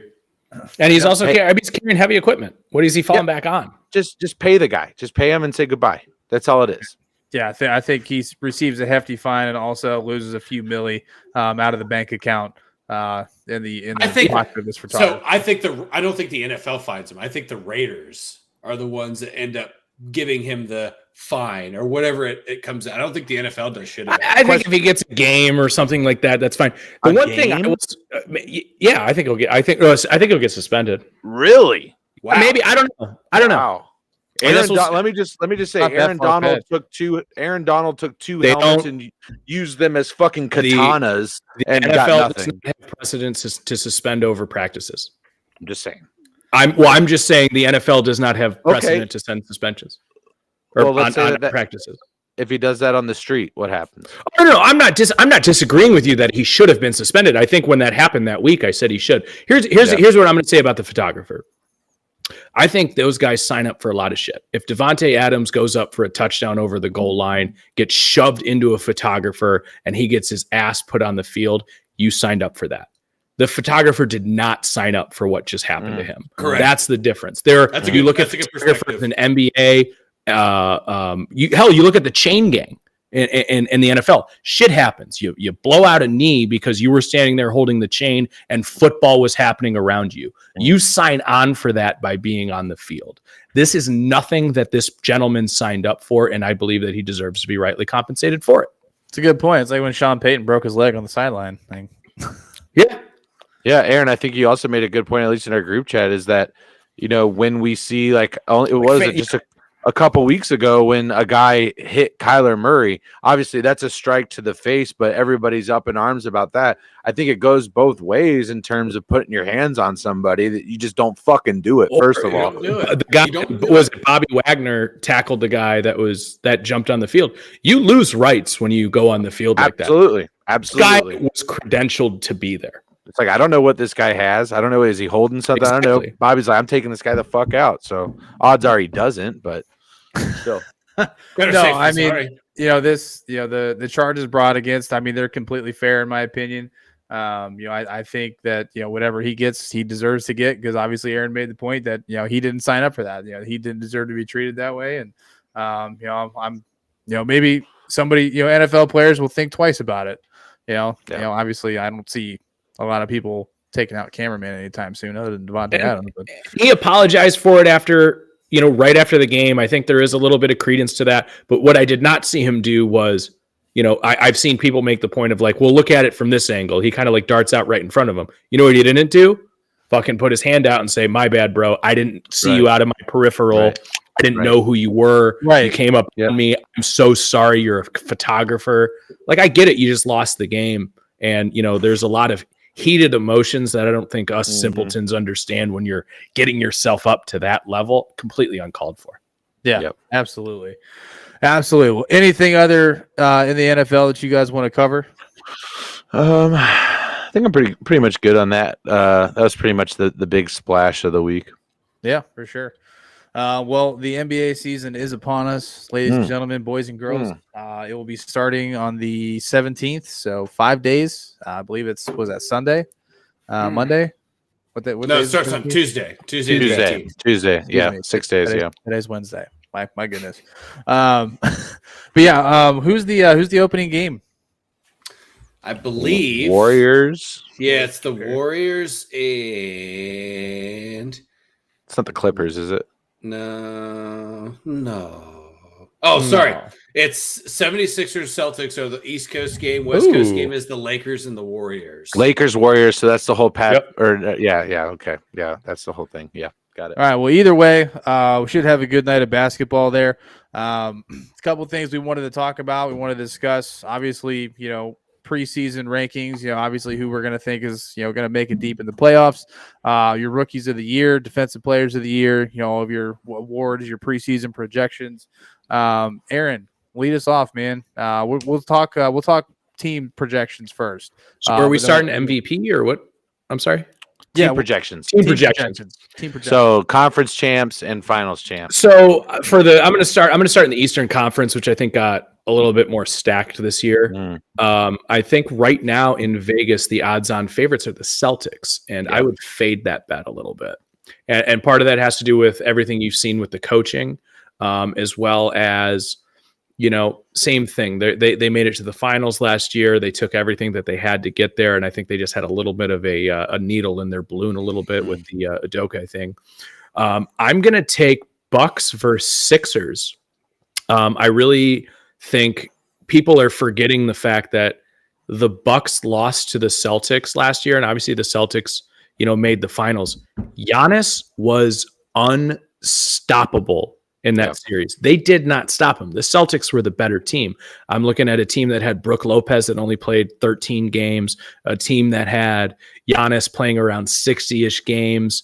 Obviously they were kind of the team that came off of the finals win the year before. I think they come back a little bit more recharged. They're a team that's used to a little bit deeper playoff runs. They got the out early. They get a little bit more rest time. Obviously, same coach, same system, same everything. And then I also look at a Sixers team where Embiid kind of, I'm going to forecast this a little bit. He had all of that MVP buzz that just kind of fizzled out at the end of the year because Jokic was able to grab it. I think they come back with a vengeance here. I think Joel Embiid is going to be just an absolute force. So I'm going to start in the East. Do you want me to keep going to the West? You guys want to do your East picks? We'll wrap back to the West. Yeah, let's transition around to the East, then we'll wrap back to the West. Todd, what are you thinking for the East? Yeah, I like Bucks and the Heat in the Eastern Conference Finals. I think the Miami Heat actually have.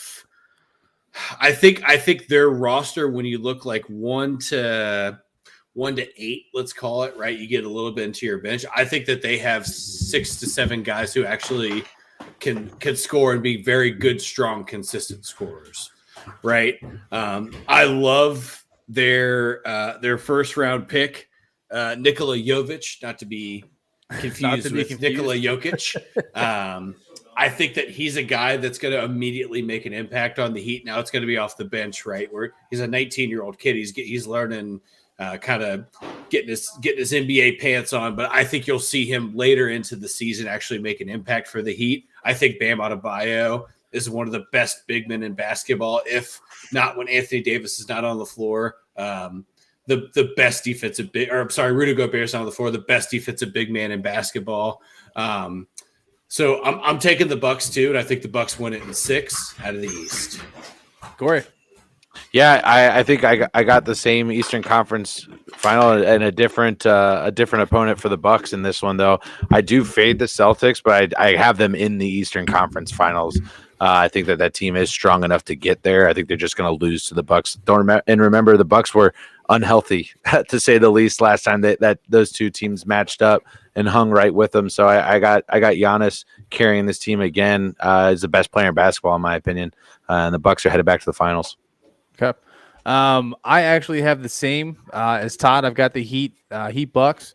I think the addition of Kyle Lowry in Miami is absolutely a game changer for them. I think he's going to make Tyler Hero better. I think he's going to make Bam Adebayo better. He just provides a whole different dynamic for that offense. And as far as Giannis is concerned, I think Giannis is your MVP this year. Kind of we'll get into that in a little bit. But yeah, Giannis is going to have an absolutely insane year, dude. It's going to be incredible. It's going to be really fun to watch. So, Corey, we'll wrap back to you. The West. Who do you got in the West? This one's a bit more of a quandary. This one's a little bit more difficult to pick. But I have to go with a team that when everybody said that they were still out, they were out. Prove that they weren't and prove that they're still the best in basketball. I got to go with Warriors, but I'm going to go with actually the Clippers that they're facing here. I think the Suns regress a little bit. So I got Clippers, Warriors in the finals. Warriors prove that they are still the team to beat in the league, and they're headed back to the finals. Todd. So I actually got the Nuggets winning the West, boys. Ooh. You mean the Thuggets? Get them out of here. So we haven't seen Jamal Murray in almost 2 years, gentlemen. It's been, I believe the number was 533 days since he had played a professional basketball game. Yeah, that's big. Can he stay on the court, right? Yeah, so I think that bubble year when we watched Jokic and Jamal kind of create that big chemistry, because it was it, right? That's all you could really watch on TV was playoff bubble basketball. That's an electric combo, boys. And I think that this is a year where I think Golden State has the best record in the West, but I think the Nuggies can slip out in 7 against Golden State in the Western Conference Finals. So I'm taking the Nuggets here. Aaron. Interesting. Corey, I'm with you, man. I got the Clippers. I think people forget how good Kawhi is. And if Paul and Kawhi can stay healthy, this is a really good roster. And if John Wall can give them a little bit, like I actually really, really like their roster a lot. And we've seen Kawhi Leonard flirt with that best player in the league tag when he was in Toronto.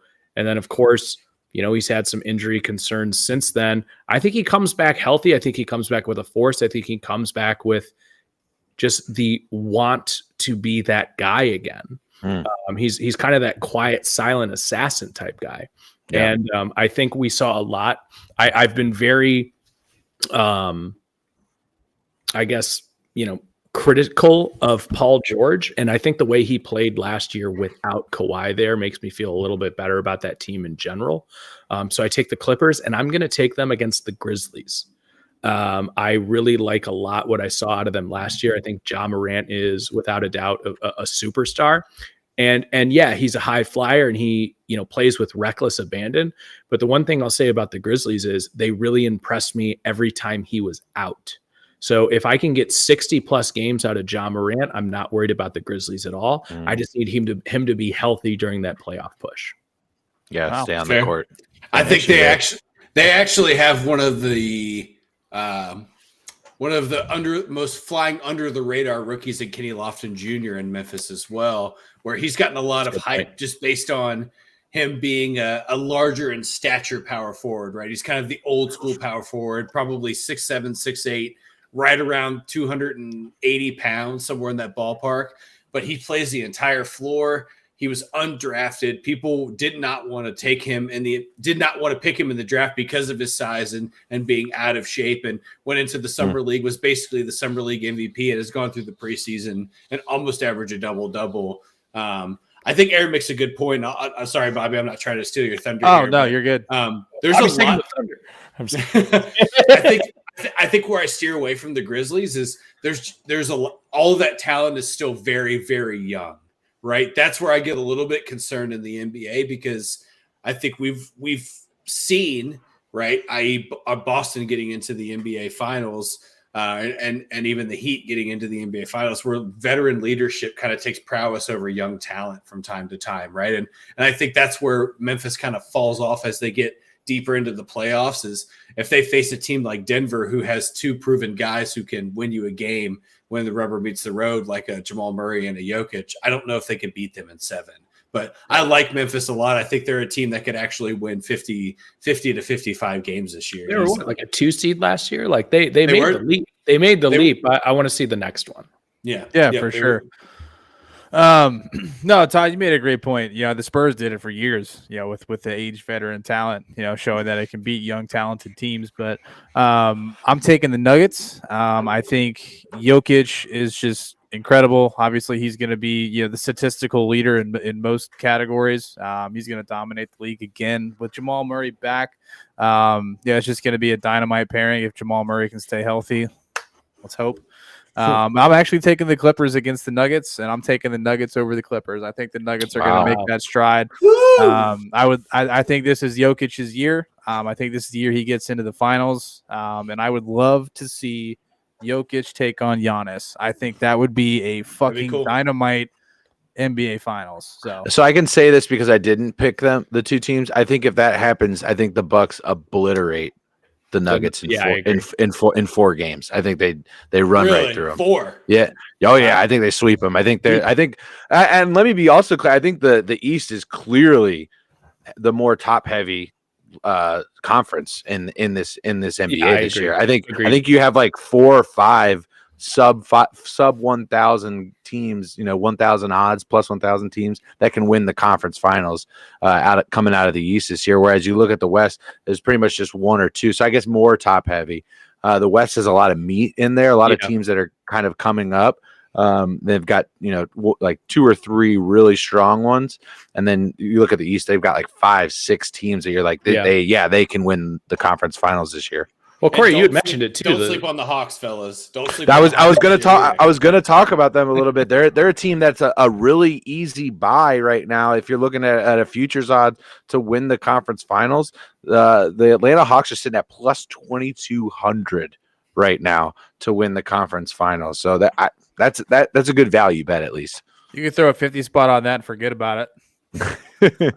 Yeah, I'm not there. I'm not there with the Hawks yet. I get it. Like I think Trae Young's elite. I want to circle back to your point though about the West real quick, because you had made the point about the Celtics taking a step back, which I completely agree with. The Suns.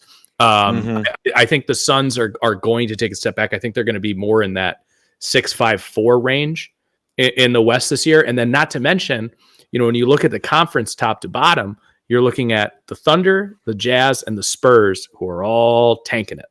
So there's going to be some easy wins to be had. It's going to be the haves and the have-nots, where you have teams in the East that I think even a team like Orlando is going to be fighting for a play-in berth. I think it's going to be really, really interesting out in the East. I never officially made my picks when I made my 2, but for the record, I have Bucks and I have Clippers. Fair enough. All right, MVP. I already gave you mine, but Giannis is. I don't see Jokic winning it 3 years straight. I don't think. Has anybody ever three-peated an MVP?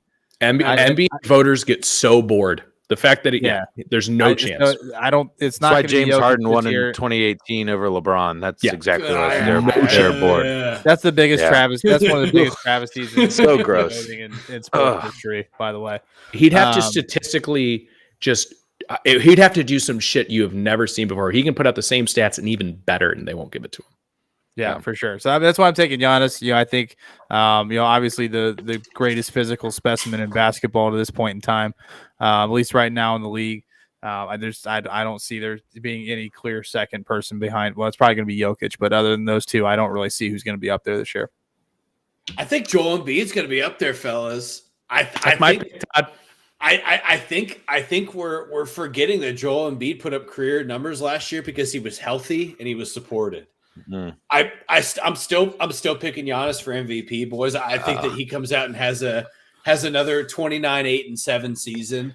But I think Joel Embiid is second in voting, and I think we start seeing him a really legitimate midseason, him being the MVP favorite.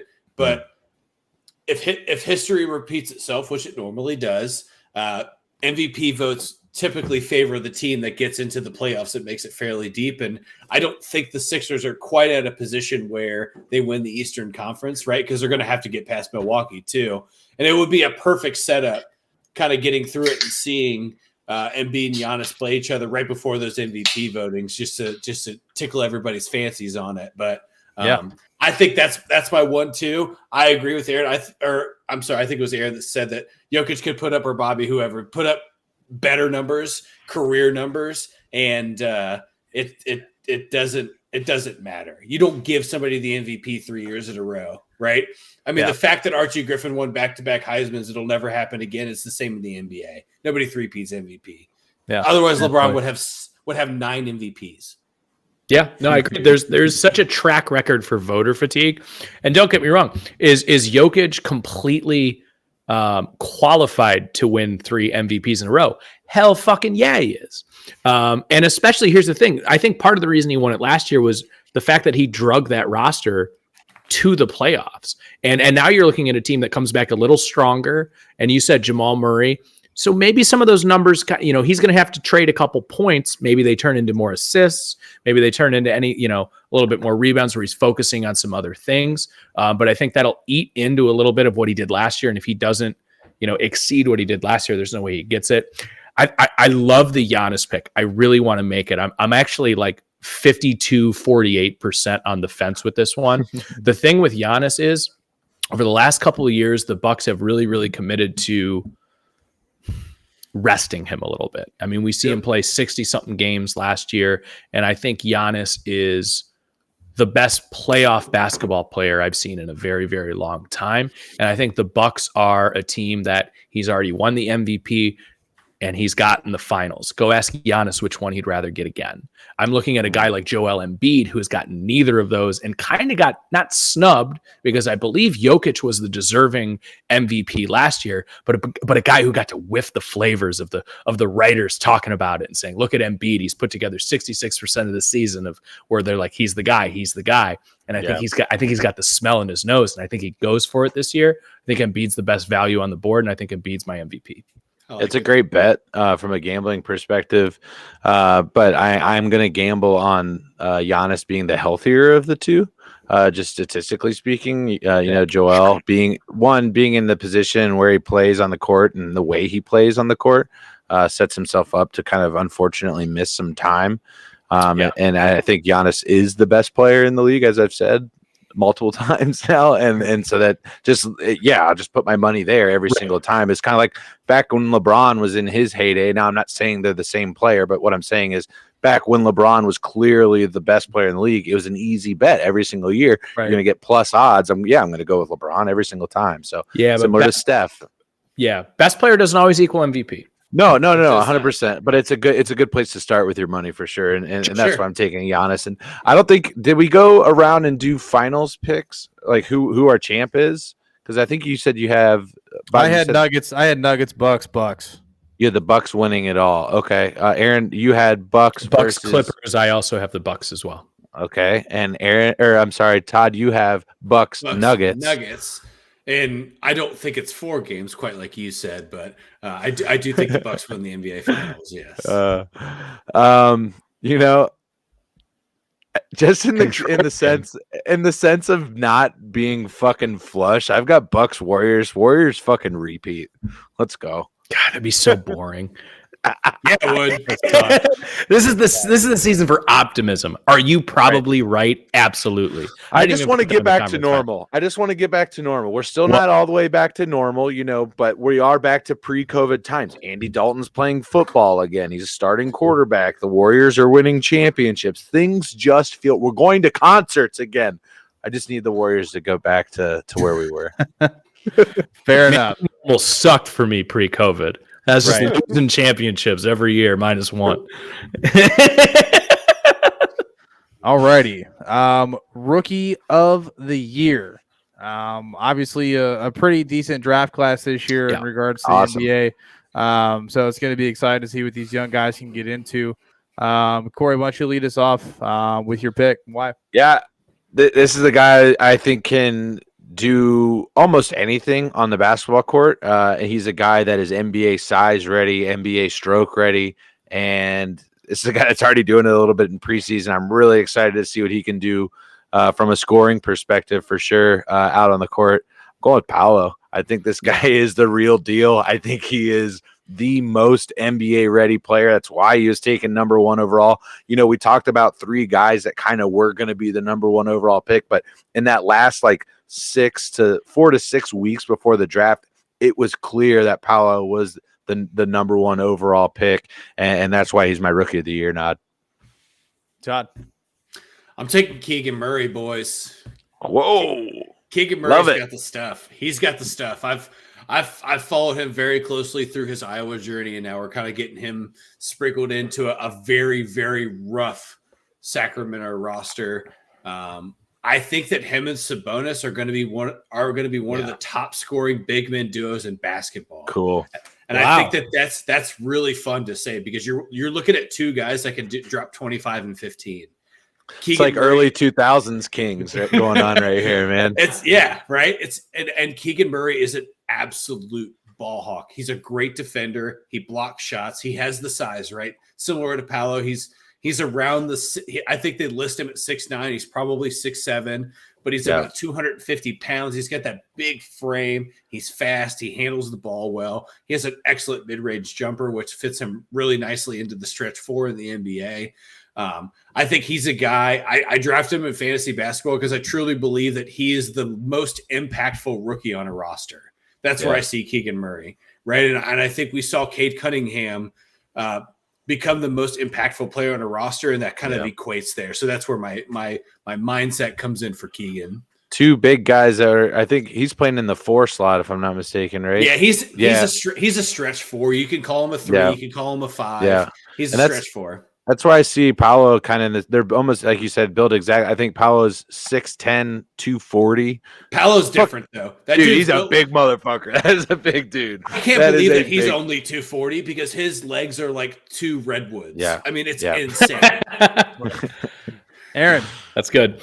I'm gonna go with Corey here. I'm taking Paolo. I was very, very, very tempted to take Jaden Ivey here. I like that. And the reason I can't is because you have Cade Cunningham, who was 3rd in rookie of the year to Scotty Barnes and Evan Mobley. And I think he's just going to take too much of that rookie of the year juice away from Ivey's sales, where I think Ivey's going to play great. And I even saw his odds go down by 100 just from his play last night in preseason, where we all saw the highlights, him reaching up in the air, grabbing balls, making no-look passes, making great plays. But this is still Cade Cunningham's team. And Cade Cunningham is still so young that it's hard for a guy like Ivey as a rookie to come out there and make those rookie of the year type plays. Rookie of the years are made 2 ways. They're made on a team that sucks ass, and you have a guy who just goes out there and gets his because somebody's got to put the ball in the basket. Yeah. Or you get like Scotty Barnes, Evan Mobley, where you got guys who are now contributing and assisting a team make that leap. Those are the only 2 ways you win Rookie of the Year. And I'm going to kind of combine the 2 here, where I think Paolo is going to be on a team in the Magic that I had kind of preluded a little bit there before. I think they are in the play-in game at the end of the year. And and if not, I think they're contending for it until the last 2 to 3 nights of the season. I'm very high in this Magic team this year. I think Franz Wagner is not getting enough love from national media. I think they got a lot of really, really good pieces on that team. And I think as long as Paolo can go out there and he can kind of do a little bit of everything, but as long as they get the ball in his hands, I like him a lot. I think Jalen Scruggs is the more important factor in Orlando than Franz Wagner or Wagner, whatever you want to call him. He's a little Deutsch. But here's the thing, and I only say that because Scruggs was such an such an underwhelming rookie year, right? You looked at a guy coming out of the draft who was just an absolute 3-point assassin and shoots less than 30% behind the arc. You're like, well, what the fuck? What did we draft this guy for? This guy was supposed to come in and immediately be our kind of Walmart Steph Curry who can shoot the ball 13 to 15 times behind the arc and hit 5 or 6 times, and he didn't do that. But then in the last 5 games of the season, he shot almost 50% behind the arc. So I think that he's your key piece to getting Paolo better, right? He's your guy that gets Paolo to the Rookie of the Year, because Scruggs is a guy that can also score 20 to 30 points a game. But what Scruggs does better than I think a lot of these younger guards do is that he plays a much better natural point guard position. So sure, I could see where Paolo kind of favors that, because he's going to get the ball from him a lot. And you're right, Franz Wagner is a good European power forward, right? He's not a big man, though. I don't see him as a good big man in the long term in the NBA. But yeah. I like Paolo, though. I was making the point for Franz that they help the Magic towards that play-in scenario, as opposed to, assisting Paolo and getting that Rookie of the Year. That's fair. That's fair. So, question: you had mentioned teams that need offensive production, giving a nod towards why you would pick them for Rookie of the Year. Is Agbaji a dark horse then? When you look at the Jazz, they need offensive production. They just got rid of it all, right? Obviously, Bogdanovich is gone. Yeah. Donovan Mitchell is gone. They're talking about Dylan Conley before the trade deadline. He's not going to see a whole lot of time to start the season. Is he a dark horse that can be offensive production for a needing it Jazz team? I think it's fair. Sorry, Todd, go ahead. No, I was just going to say, I think that you're looking at a 15 or 18 man roster of, it could be anybody's team, right? That could step up and be the guy. And I think that when I look at the Jazz roster, and I think Jazz fans are going to have to strap in for a couple of years, because I think we're going to see a couple losing seasons in Salt Lake City, which is unheard of. You're looking at a team that has no definition of what they're going to do, just as a cohesive unit 5-on-5, because that's a team full of guys over 6'8". It's a big roster, and they traded for a lot of really big guys, and Utah's always kind of played a bigger offense where they throw 2 or 3 guys who could be a center but are probably a forward. And you have guys like Jared Vanderbilt and Malik Beasley that you got in the Gobert trade, and then you draft Agbaji, or you get Agbaji, and he's a guy that in Kansas who had really high production, but I think you look at the history of Kansas guards over the last 10 years as they enter in the NBA, and they just don't match that style of production that they did in college. And I could be completely off on him here, but I think of him and I think back to Ben McLemore, right? And I'm sure you guys remember Ben McLemore when he was at Kansas.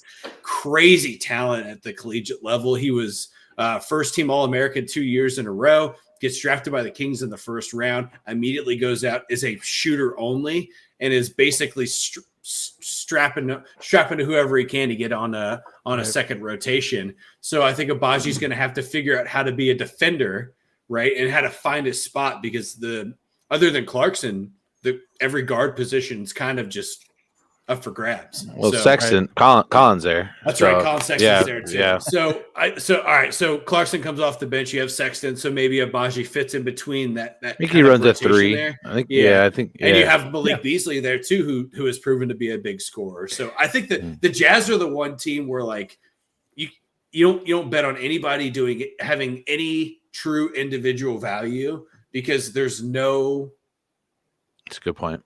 There's no you said identity earlier. Yeah, identity. Thank you. I forgot what I said, but yeah, that's do have an identity. It's, can we get Wembanyama? That's what their identity is this year. No, but I'm being dead serious when I say that. If Agbaji shows anything and has like a sore ankle, I'm gonna be like, listen, brother, we appreciate it, we love you. This ain't the time. And I'm not saying that they're going to take a rookie and just put him on ice. They're not going to do that. But I think you could see something similar to with, like, even at his best case scenario, which it's not going to be this. I look at a guy like Jalen Green last year, where it's like, yeah, the guy was great. We have nothing else here. Go ahead and get yours. Do your thing. But also, we're not really trying to win games right now. And even then, you had rookies like Cade, you had Mobley, you had Barnes, and I'm just looking at the rest of these rookies, and the Jazz are going to be so bad. You're right, Corey. That is how you win Rookie of the Year, and I did say that, but I just see so many guys on teams. Like I look at, like I said, Ivy. If the Pistons take a jump, voters are going to favor guys that just help out when Danny Ainge is basically saying pull back. Yeah, That's fair. Yep. Well, to circle back to my pick. We're assholes. It's okay, guys. Me. Bobby lets the horses run a little bit when we go, and we love him for that. I'll wrangle you back in when I need to. We love you, Bobby. But no, I actually have Jaden Ivey. I think I love it. I think it's going to be a great year for the Pistons, and I think they were really one piece away last year from really making something happen. I mean, but we do have to remember that their team is extremely young. You have Bay, you have Badgley, Stewart, Ivy. These guys are all 23 and younger.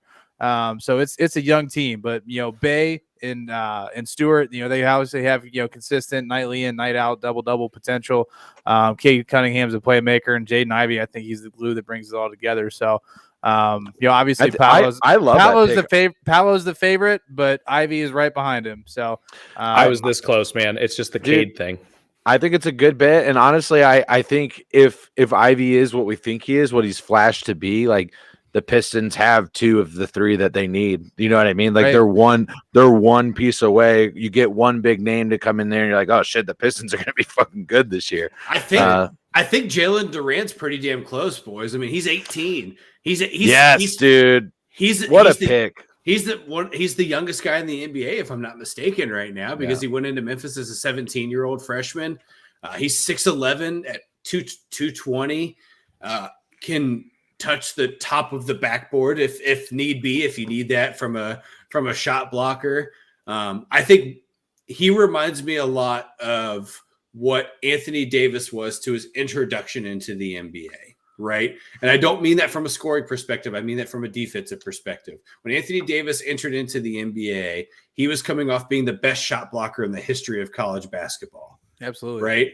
And Jalen Duran was damn near close to those numbers last year, and a very different college basketball than what Anthony Davis played. So I think you're looking at a guy who doesn't make the huge impact this year, but I can't wait to watch him on ESPN on the highlight reel, because he's going to have some highlights where he's throwing a fucking basketball into the second level just because he can, and he will. Yeah. So, and it was a hell of a pick for the Pistons, for Ivy, and God forbid anything happens to Cade. That's where his Rookie of the Year case really comes into play. If he can kind of get a little bit more of that offense, and because Cade's going to hold the ball, he's like, his usage rate is going to be off the charts. Yeah, for sure. Yeah. All right, boys. Well, we've touched the football, we've touched the basketball. Let's get into baseball a little bit before we wrap this thing up. Corey, what's been your biggest shock of the postseason up to this point? Well, I mean, up until this point, and I mean up until tonight, I mean the Phillies just playing road ball, dude. Just going out, obviously taking down the Cardinals in Busch Stadium, and then going out and getting one. That's a big game against the defending world champs. Obviously tonight they lost 3-0. That game just wrapping up there, but other than that, no real surprises out of game one in the divisional round for me. I obviously, all the favorites other than that one took home. I was a little surprised that the Guardians didn't kind of come back a little bit. They took an early lead. Yankees, then the bats just start flowing, getting up 4-1 there in that one. The biggest heartbreaker, obviously, is a team that I think we can all get behind, is the Mariners, and losing that one up 7, I think 2 it was at one point. And then eventually the dirty fucking Stros clawed their way back, and then that walk-off was fucking nuts, dude. Just absolutely squeezed the juice out of that baseball. It was insane. Yordan Alvarez, to me, has the best left-handed swing in baseball right now. So sexy. Just absolutely destroyed that ball. Yeah, unbelievable what that dude can do to both-handed pitchers. I think Yordan Alvarez, if he could play a real legitimate position and not just be a DH, because he's an absolute liability everywhere on the field, he would be in the MVP. he would yearly MVP running, seriously. But because he's a DH, he'll never be in the conversation, or it's very limited for him. Right. He'd have to break the home run I record. honestly believe. Yeah, he would. I honestly believe that the one that has the odds to going to Game 5 the best is Padres Dodgers. That one right now we're in the bottom of the fifth inning, tied 3-3. Dodgers took the first one, so the Padres looking to snag one here before they head back home. I think that one has the best odds of going the distance. I honestly think that the Braves are built to do it again. They're a team that can keep rolling. Aaron, when you're a Guardian fan watching this one going up against the juggernaut that is the New York Yankees, take away Game 1. I think you're getting Bieber tomorrow. Am I accurate in that? Yeah. So you got your ace coming back. If we play tomorrow, there's some unfortunate weather in the forecast. Okay. Which would be an interesting development because then you lose your off days. Where if it goes 5, Bieber cannot pitch Game 5, basically. Yeah. So that's a little bit interesting. I hope they play tomorrow. But I my biggest takeaway from watching last night from a Guardians fan perspective was, you didn't get Cole's best stuff and you didn't take advantage of it. You're in a bases loaded situation with one out and you let them out of it after Quan takes them deep to get a 1-0 lead. And in that same inning, you get the bases loaded. So that's the thing. And listen, in we got a saying around here, and it's in Tito we trust. And he's always given us a 500 and above season for the last 12 years that he's been here. It's been phenomenal. Even when we don't make the playoffs, we still finish above 500. And it's, he's the longest tenured coach, manager, whatever in Cleveland. And we don't get a lot of those around here. And he's been in Cleveland for 12 years. Yeah. Or maybe it might be 10. I might be mixing that up. It might be 10 or it was 2012. But I think it has been 10 years actually. 2012. Right. Okay. So 10 years. And every year it's just been playing above your weight class. And here's what's unfortunately probably going to happen in this series is you have a team that has overperformed to get into the playoffs. You have a team that didn't necessarily overperform. They deserve to have the home games, but this is a team that builds themselves off of contact hitting. And we've only been able to put runs on the board by hitting it over the fence. And that's just not how the Guardians win baseball games. I'm looking at a team that has a phenomenal bullpen, great pitching staff. We left Quantrill in there for one too many innings to let him go into the third rotation through the Yankees bullpen. When you have an off day the next day, you can kind of lean on the bullpen a little bit, and that's where you see Rizzo go deep. The Donaldson almost home run was one of the craziest things I've ever seen. But that's a manager mistake, but I'm not going to blame Tito for it because he's a guy who constantly leans on his guys. And I like that he put Karnacek in there, even when they only had they were down by 3 at the end to signal to the players that I don't care. We're not out of this game just yet. James Karinchak is another super weird guy, but I love watching him pitch because he's Russell Wilson weird. Yeah. But he's baseball. Russell Wilson's baseball weird. Yeah. He's baseball weird. There's a variance between being baseball weird versus like artificial intelligence, right? James Karinchak is a like guy Matt Latos. Yeah, exactly. I fucking love those guys as a baseball fan. I love James Karinchak because when he steps on the bump, he doesn't give a fuck if it's Hank Aaron walking up to the plate. He's striking you out. Or at least that's his absolute intention. He'll go after anybody. Yeah, they'll go after anyone and everyone. And I love Karinchak, and I think that he's a guy that as you kind of get your way through, say this doesn't pan out against the Yankees and you're moving into next year, you have a guy that is surefire in your bullpen as long as you can give him at least $3 to $5 million a year, because the setup man's not your high volume dollar, right? You already have Emmanuel Clase, who is your closer. You take care of him, right? Mm-hmm. So you get a guy like Karinchak for another 3 to 5 years, and as long as he could throw 95 to 97 and throw that, I don't know, like 13-foot slider that he throws, you keep him around as long as possible. And I think that's where the Guardians, they have that kind of mapped out. Their bullpen, I think, even now, and I'm including Shane Bieber, Tristan McKenzie, and Cal Quantrill in this conversation, they supersede that young rotation because everybody's finited their role within the bullpen. And I think Emmanuel Clase is a guy that could get 45 saves if he needs to. But I think the big thing is I watched that game last night and I watched Cleveland's offensive production. And then when you get into the second half of the game, when New York kind of heats up, is you have 2 errors and that takes you out of a game, right? And Austin Hedges making a very, very uncommon error, right? That's not normal for him to do that. But watching their outfield play, that's where I get the biggest concern right now, because that's a slow, outside of Quan, that's a pretty slow outfield. What's it going to take for the Guardians to beat the Yankees in this series? Stick to the fundamentals. You small ball the hell out of them. Yeah. Yeah, I think you need Biebs. You need him tomorrow, or you got to have him. I mean, you have to. If the Guardians want to win this series, they have to win tomorrow. They have to. Yeah, they don't. Well, they don't yeah, win by you power. would want in New York at some point to win the series, Yeah, and you're not winning game 5. You're not winning game 5. Right. Well, I hope so, because it's hard to win 3 in a row in general. Yeah. In a playoff game. So. Right. You know, even so, and your point notwithstanding, that's why game 1 is so important to take. Fair. And they weren't even really there to take it. You know, the thing that's interesting with the Guardians is, and Bobby, you asked, how do they win this game? Everything but hitting. It's your pitching needs to be on, your bullpen needs to be on. The defense, which Todd just had spoke about there, was uncharacteristic. Hedges making that error, you know, the errors in the outfield.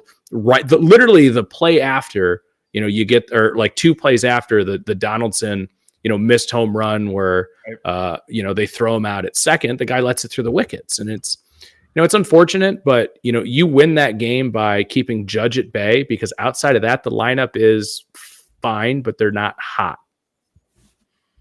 Yeah, fair enough. Okay. You guys want to hear the funniest thing in the world? Literally always. Someone just offered me, Aaron, this is in our league, DeAndre Hopkins and AJ Dillon for Nick Chubb. Oh my God. Oh, that is Kaufman, just, wasn't it? it was absolutely Kaufman. What a fucking shit trade. Sorry to derail. It's laughable. It's that's laughable. terrible. I mean, trades don't even happen to me. I'm 0-5. So What should I just respond back I've already chalked this season. Just LOL. LOL dot. Just send back K. No, just LOL. Yeah, just that's all I sent to him. I like it. Oh shit! All right, boys. Do we have anything else we want to touch on? So I guess can we make some predictions as to who you think coming out of the AL, who's coming out of the NL? Let's just get our conference finals here out of this one. Yeah. Or, sorry, league conference finals. Jesus. So give me the cards. I'm just kidding. I don't want to.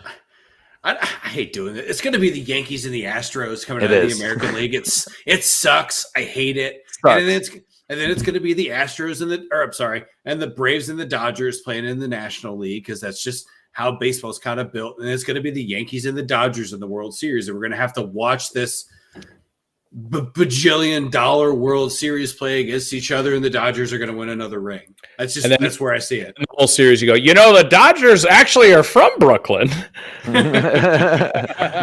They used to dodge the subway cars. And I certainly hope that Freddie Freeman gets an MVP out of the season. That's my biggest takeaway of this season is Freddie Freeman went into LA regardless of scandal. Was statistically one of the best hitters in baseball, won them several games. I hope he gets his MVP. It sucks that it's not in a Braves uniform, and it's going to be tough for him to take him from Atlanta in 6 to get to the World Series. But yeah, I fucking hate that that's going to be where we end up here, boys. I hate it. Mystery, just to touch on your comment. Typically Wednesday nights we are discussing football as we do move into the the MLB playoffs and the NBA. We're going to spend a little bit of time on it, not a majority though. I would say we easily spent hour and a half talking about football. So it's mainly going to be football. Obviously we're going to touch on NBA, MLB, some other important things happening in sports. But right now it's mainly going to be football. So majority of that content is going to be covered at the beginning of the segment. So if you want to schedule it that way, that should cover everything that you're looking to listen to. So, Yep, absolutely. Corey, who you got? Yeah, so I actually have the exact same league championship series. I got the same thing there with the Braves and the Dodgers and the Astros and the Yankees, but I actually have a different World Series here. I've got the Astros and the Braves in the World Series. I think those are the best two teams. I'm sorry, I don't know what I mean. The Braves are literally a juggernaut. They had a bad outing in game 1 against the Phillies. Phillies got on top of them like fucking pigs on mud, dude. They just got right in there right at the beginning of the game, and the Braves are like, fuck, right from the jump. But opposite happened tonight. I think when you look at that roster from top to bottom, there are bats fucking everywhere. I think their pitching is deep as fuck too. One that can carry them through the postseason. We saw them do it last year, right? And then when you look at, and I also just think the Dodgers are really good at collapsing. They're an easy. I think that they make sense to get to the World Series, but I've just watched them fuck it up so many times. And I'm kind of in the same bed with that with the Yankees as well. I've watched them just be the team that should be there, and then they're just not.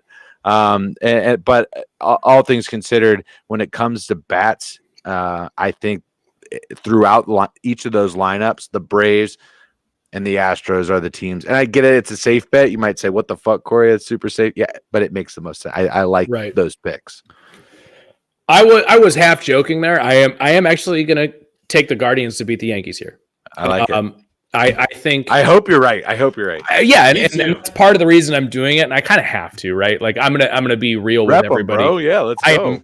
I am not as in depth to baseball as you guys are. You guys are way more on top of it than I am, but I can certainly speak to my team, and they're fucking due for some contact. That's what I know. They're a team that made it here by being a contact team that has 6 guys who have 15 plus stolen bases, who have, elite starting pitching and have a great bullpen and probably the best closer in baseball. When you have the extra days off, I really hope that they play. I'm looking at, a Guardians team that maybe is up 3-2 in the 8th, and you get, 1 2/3 out of Class A at the end, right? Something like that. He can do it. He can do it. He's a 6-out guy. He's done a lot of times. He's a 6-out guy. He's a 5-out guy. He's a 4-out guy. But either way, I think after that first game, Tito's going to understand the importance of, we saw him do it with Andrew Miller when the Indians made the run in 2016. I don't think he's going to be afraid to pull guys early to get into that pen early because he understands, how easy it is to get guys rest when you have an extra day off. So I'm praying that, we get the scheduled game that we do on Thursday to get the off day to travel again. Andrew Miller was nuts in that series. He was phenomenal. That slider is just absolutely ridiculous. I'll be honest, he fell so fast too. After watching the Yankees, I'm not that scared of that lineup as I thought I was coming into it. Yeah, Aaron Judge is phenomenal. And they got some guys that are around that as well. Rizzo's pretty good too. Rizzo's pretty good. Donaldson is not the same he used to be. Carlos Stanton's hitting fucking below his weight, shit like that. Like there are certainly guys there. I'm going to take the Guardians there, but I got to take the Astros, of course. The Mariners are a similar team to the Guardians where they're a little bit ahead of pace of where they should be. Super happy for the city of Seattle to see a playoff team in the Mariners for the first time in forever, but I'm going to take the Astros against the Dodgers. But I have Dodgers, Braves, and I got the Dodgers winning the whole fucking thing. It's so gross, isn't it? Well, I'm gonna take things from more of an East Coast perspective. I think it's going to be an East Coast battle in the series. I think it's going to be Yankees Braves at the end of the day. I think obviously Yankees Astros. That's going to be a slugfest, but I hope Seattle's there. I want Seattle so bad. Yeah, that would be great. That would be fantastic. But yeah, I mean, I think it's going to be Braves Dodgers. I think the Braves are going to pull out some magic again and get back to the series and break Freddie Freeman's heart and remind they're just going to tug on that whole heartstring of a story that entire series. But yeah, I got the Yankees winning it, man. I love that lineup more than any other lineup. I just think offensively they are really, really tough to pitch to. Because once you get to, you have to get to like the 7th or 8th guy in that lineup to even like feel like you can take a half a breath. Yeah, Gleyber Torres is in MVP conversations, fellas. Don't forget that. That dude dropped a 30-30 bomb this year. So yeah, that lineup is freaking deep. You know what team they kind of remind me of? I forget what year it was. It might have been like 2011 or no, I don't know, maybe a little bit earlier than that. I can't remember. The Yankees team where I think they still won like 120 fucking games in the season, but they started to kind of slide at the end. Todd, you might fucking recall this with your fucking Britannica brain that you have over there, but they just went. They came out really fucking hot. No what was the year of the Subway Series? What year is that? 2000. That was 2001, wasn't it? Because that was like 2001. 2001. Well, 2000 was the last Subway Series. 2000 was Yankees Diamondbacks. Or no, was that 2001? No, that was 2001. That's when Luis Gonzalez hit the hit. Yeah. So, like a Kirk Gibson moment. But whatever season it is, the analogy still remains in that a team that started out like, holy shit, who's going to beat the Yankees? And they still had a really, really great season. But kind of at the end of the season, they tailed off a little bit. But I like your point, Bobby, is that top to bottom, yeah, they fucking bought that roster, but it's a damn good roster. And I think honestly, everybody talks about Judge. If the Yankees do end up winning the World Series, I think Rizzo is the MVP. Yeah. I can see that. He's a more consistent hitter. He's been more consistent. He's obviously hasn't had the 63 right. 60. How many did he hit? And Judge is probably going to get walked a fuck ton, right? It's a World Series. Don't give him a chance to swing the bat. The bar is going to be much lower for Judge to win it. Like Rizzo would have to do like 4 homers, 9 RBIs, where Judge just needs 2 clutch homers and maybe a double. And Todd isn't just in depth looking at his phone right here. His power just went out, so I think that's the evening for Toddy unless he makes it back in. So it's storming pretty bad up here. So I was gonna give you guys a warning that mine might go out too, but yeah. So we'll wrap it up there, chat. Obviously we had a lot of content for you this evening. We'll be back next week, with our week 6 recap, week 7 picks for the NFL. If you haven't already, make sure you hit the like, share, follow, subscribe, whatever platform that you're on. I appreciate everybody sticking around with us for over 2 hours. It is a long segment, but we appreciate y'all being here. For Corey, Todd, Aaron, myself, you guys have a wonderful week. We'll see you guys next Wednesday. Peace.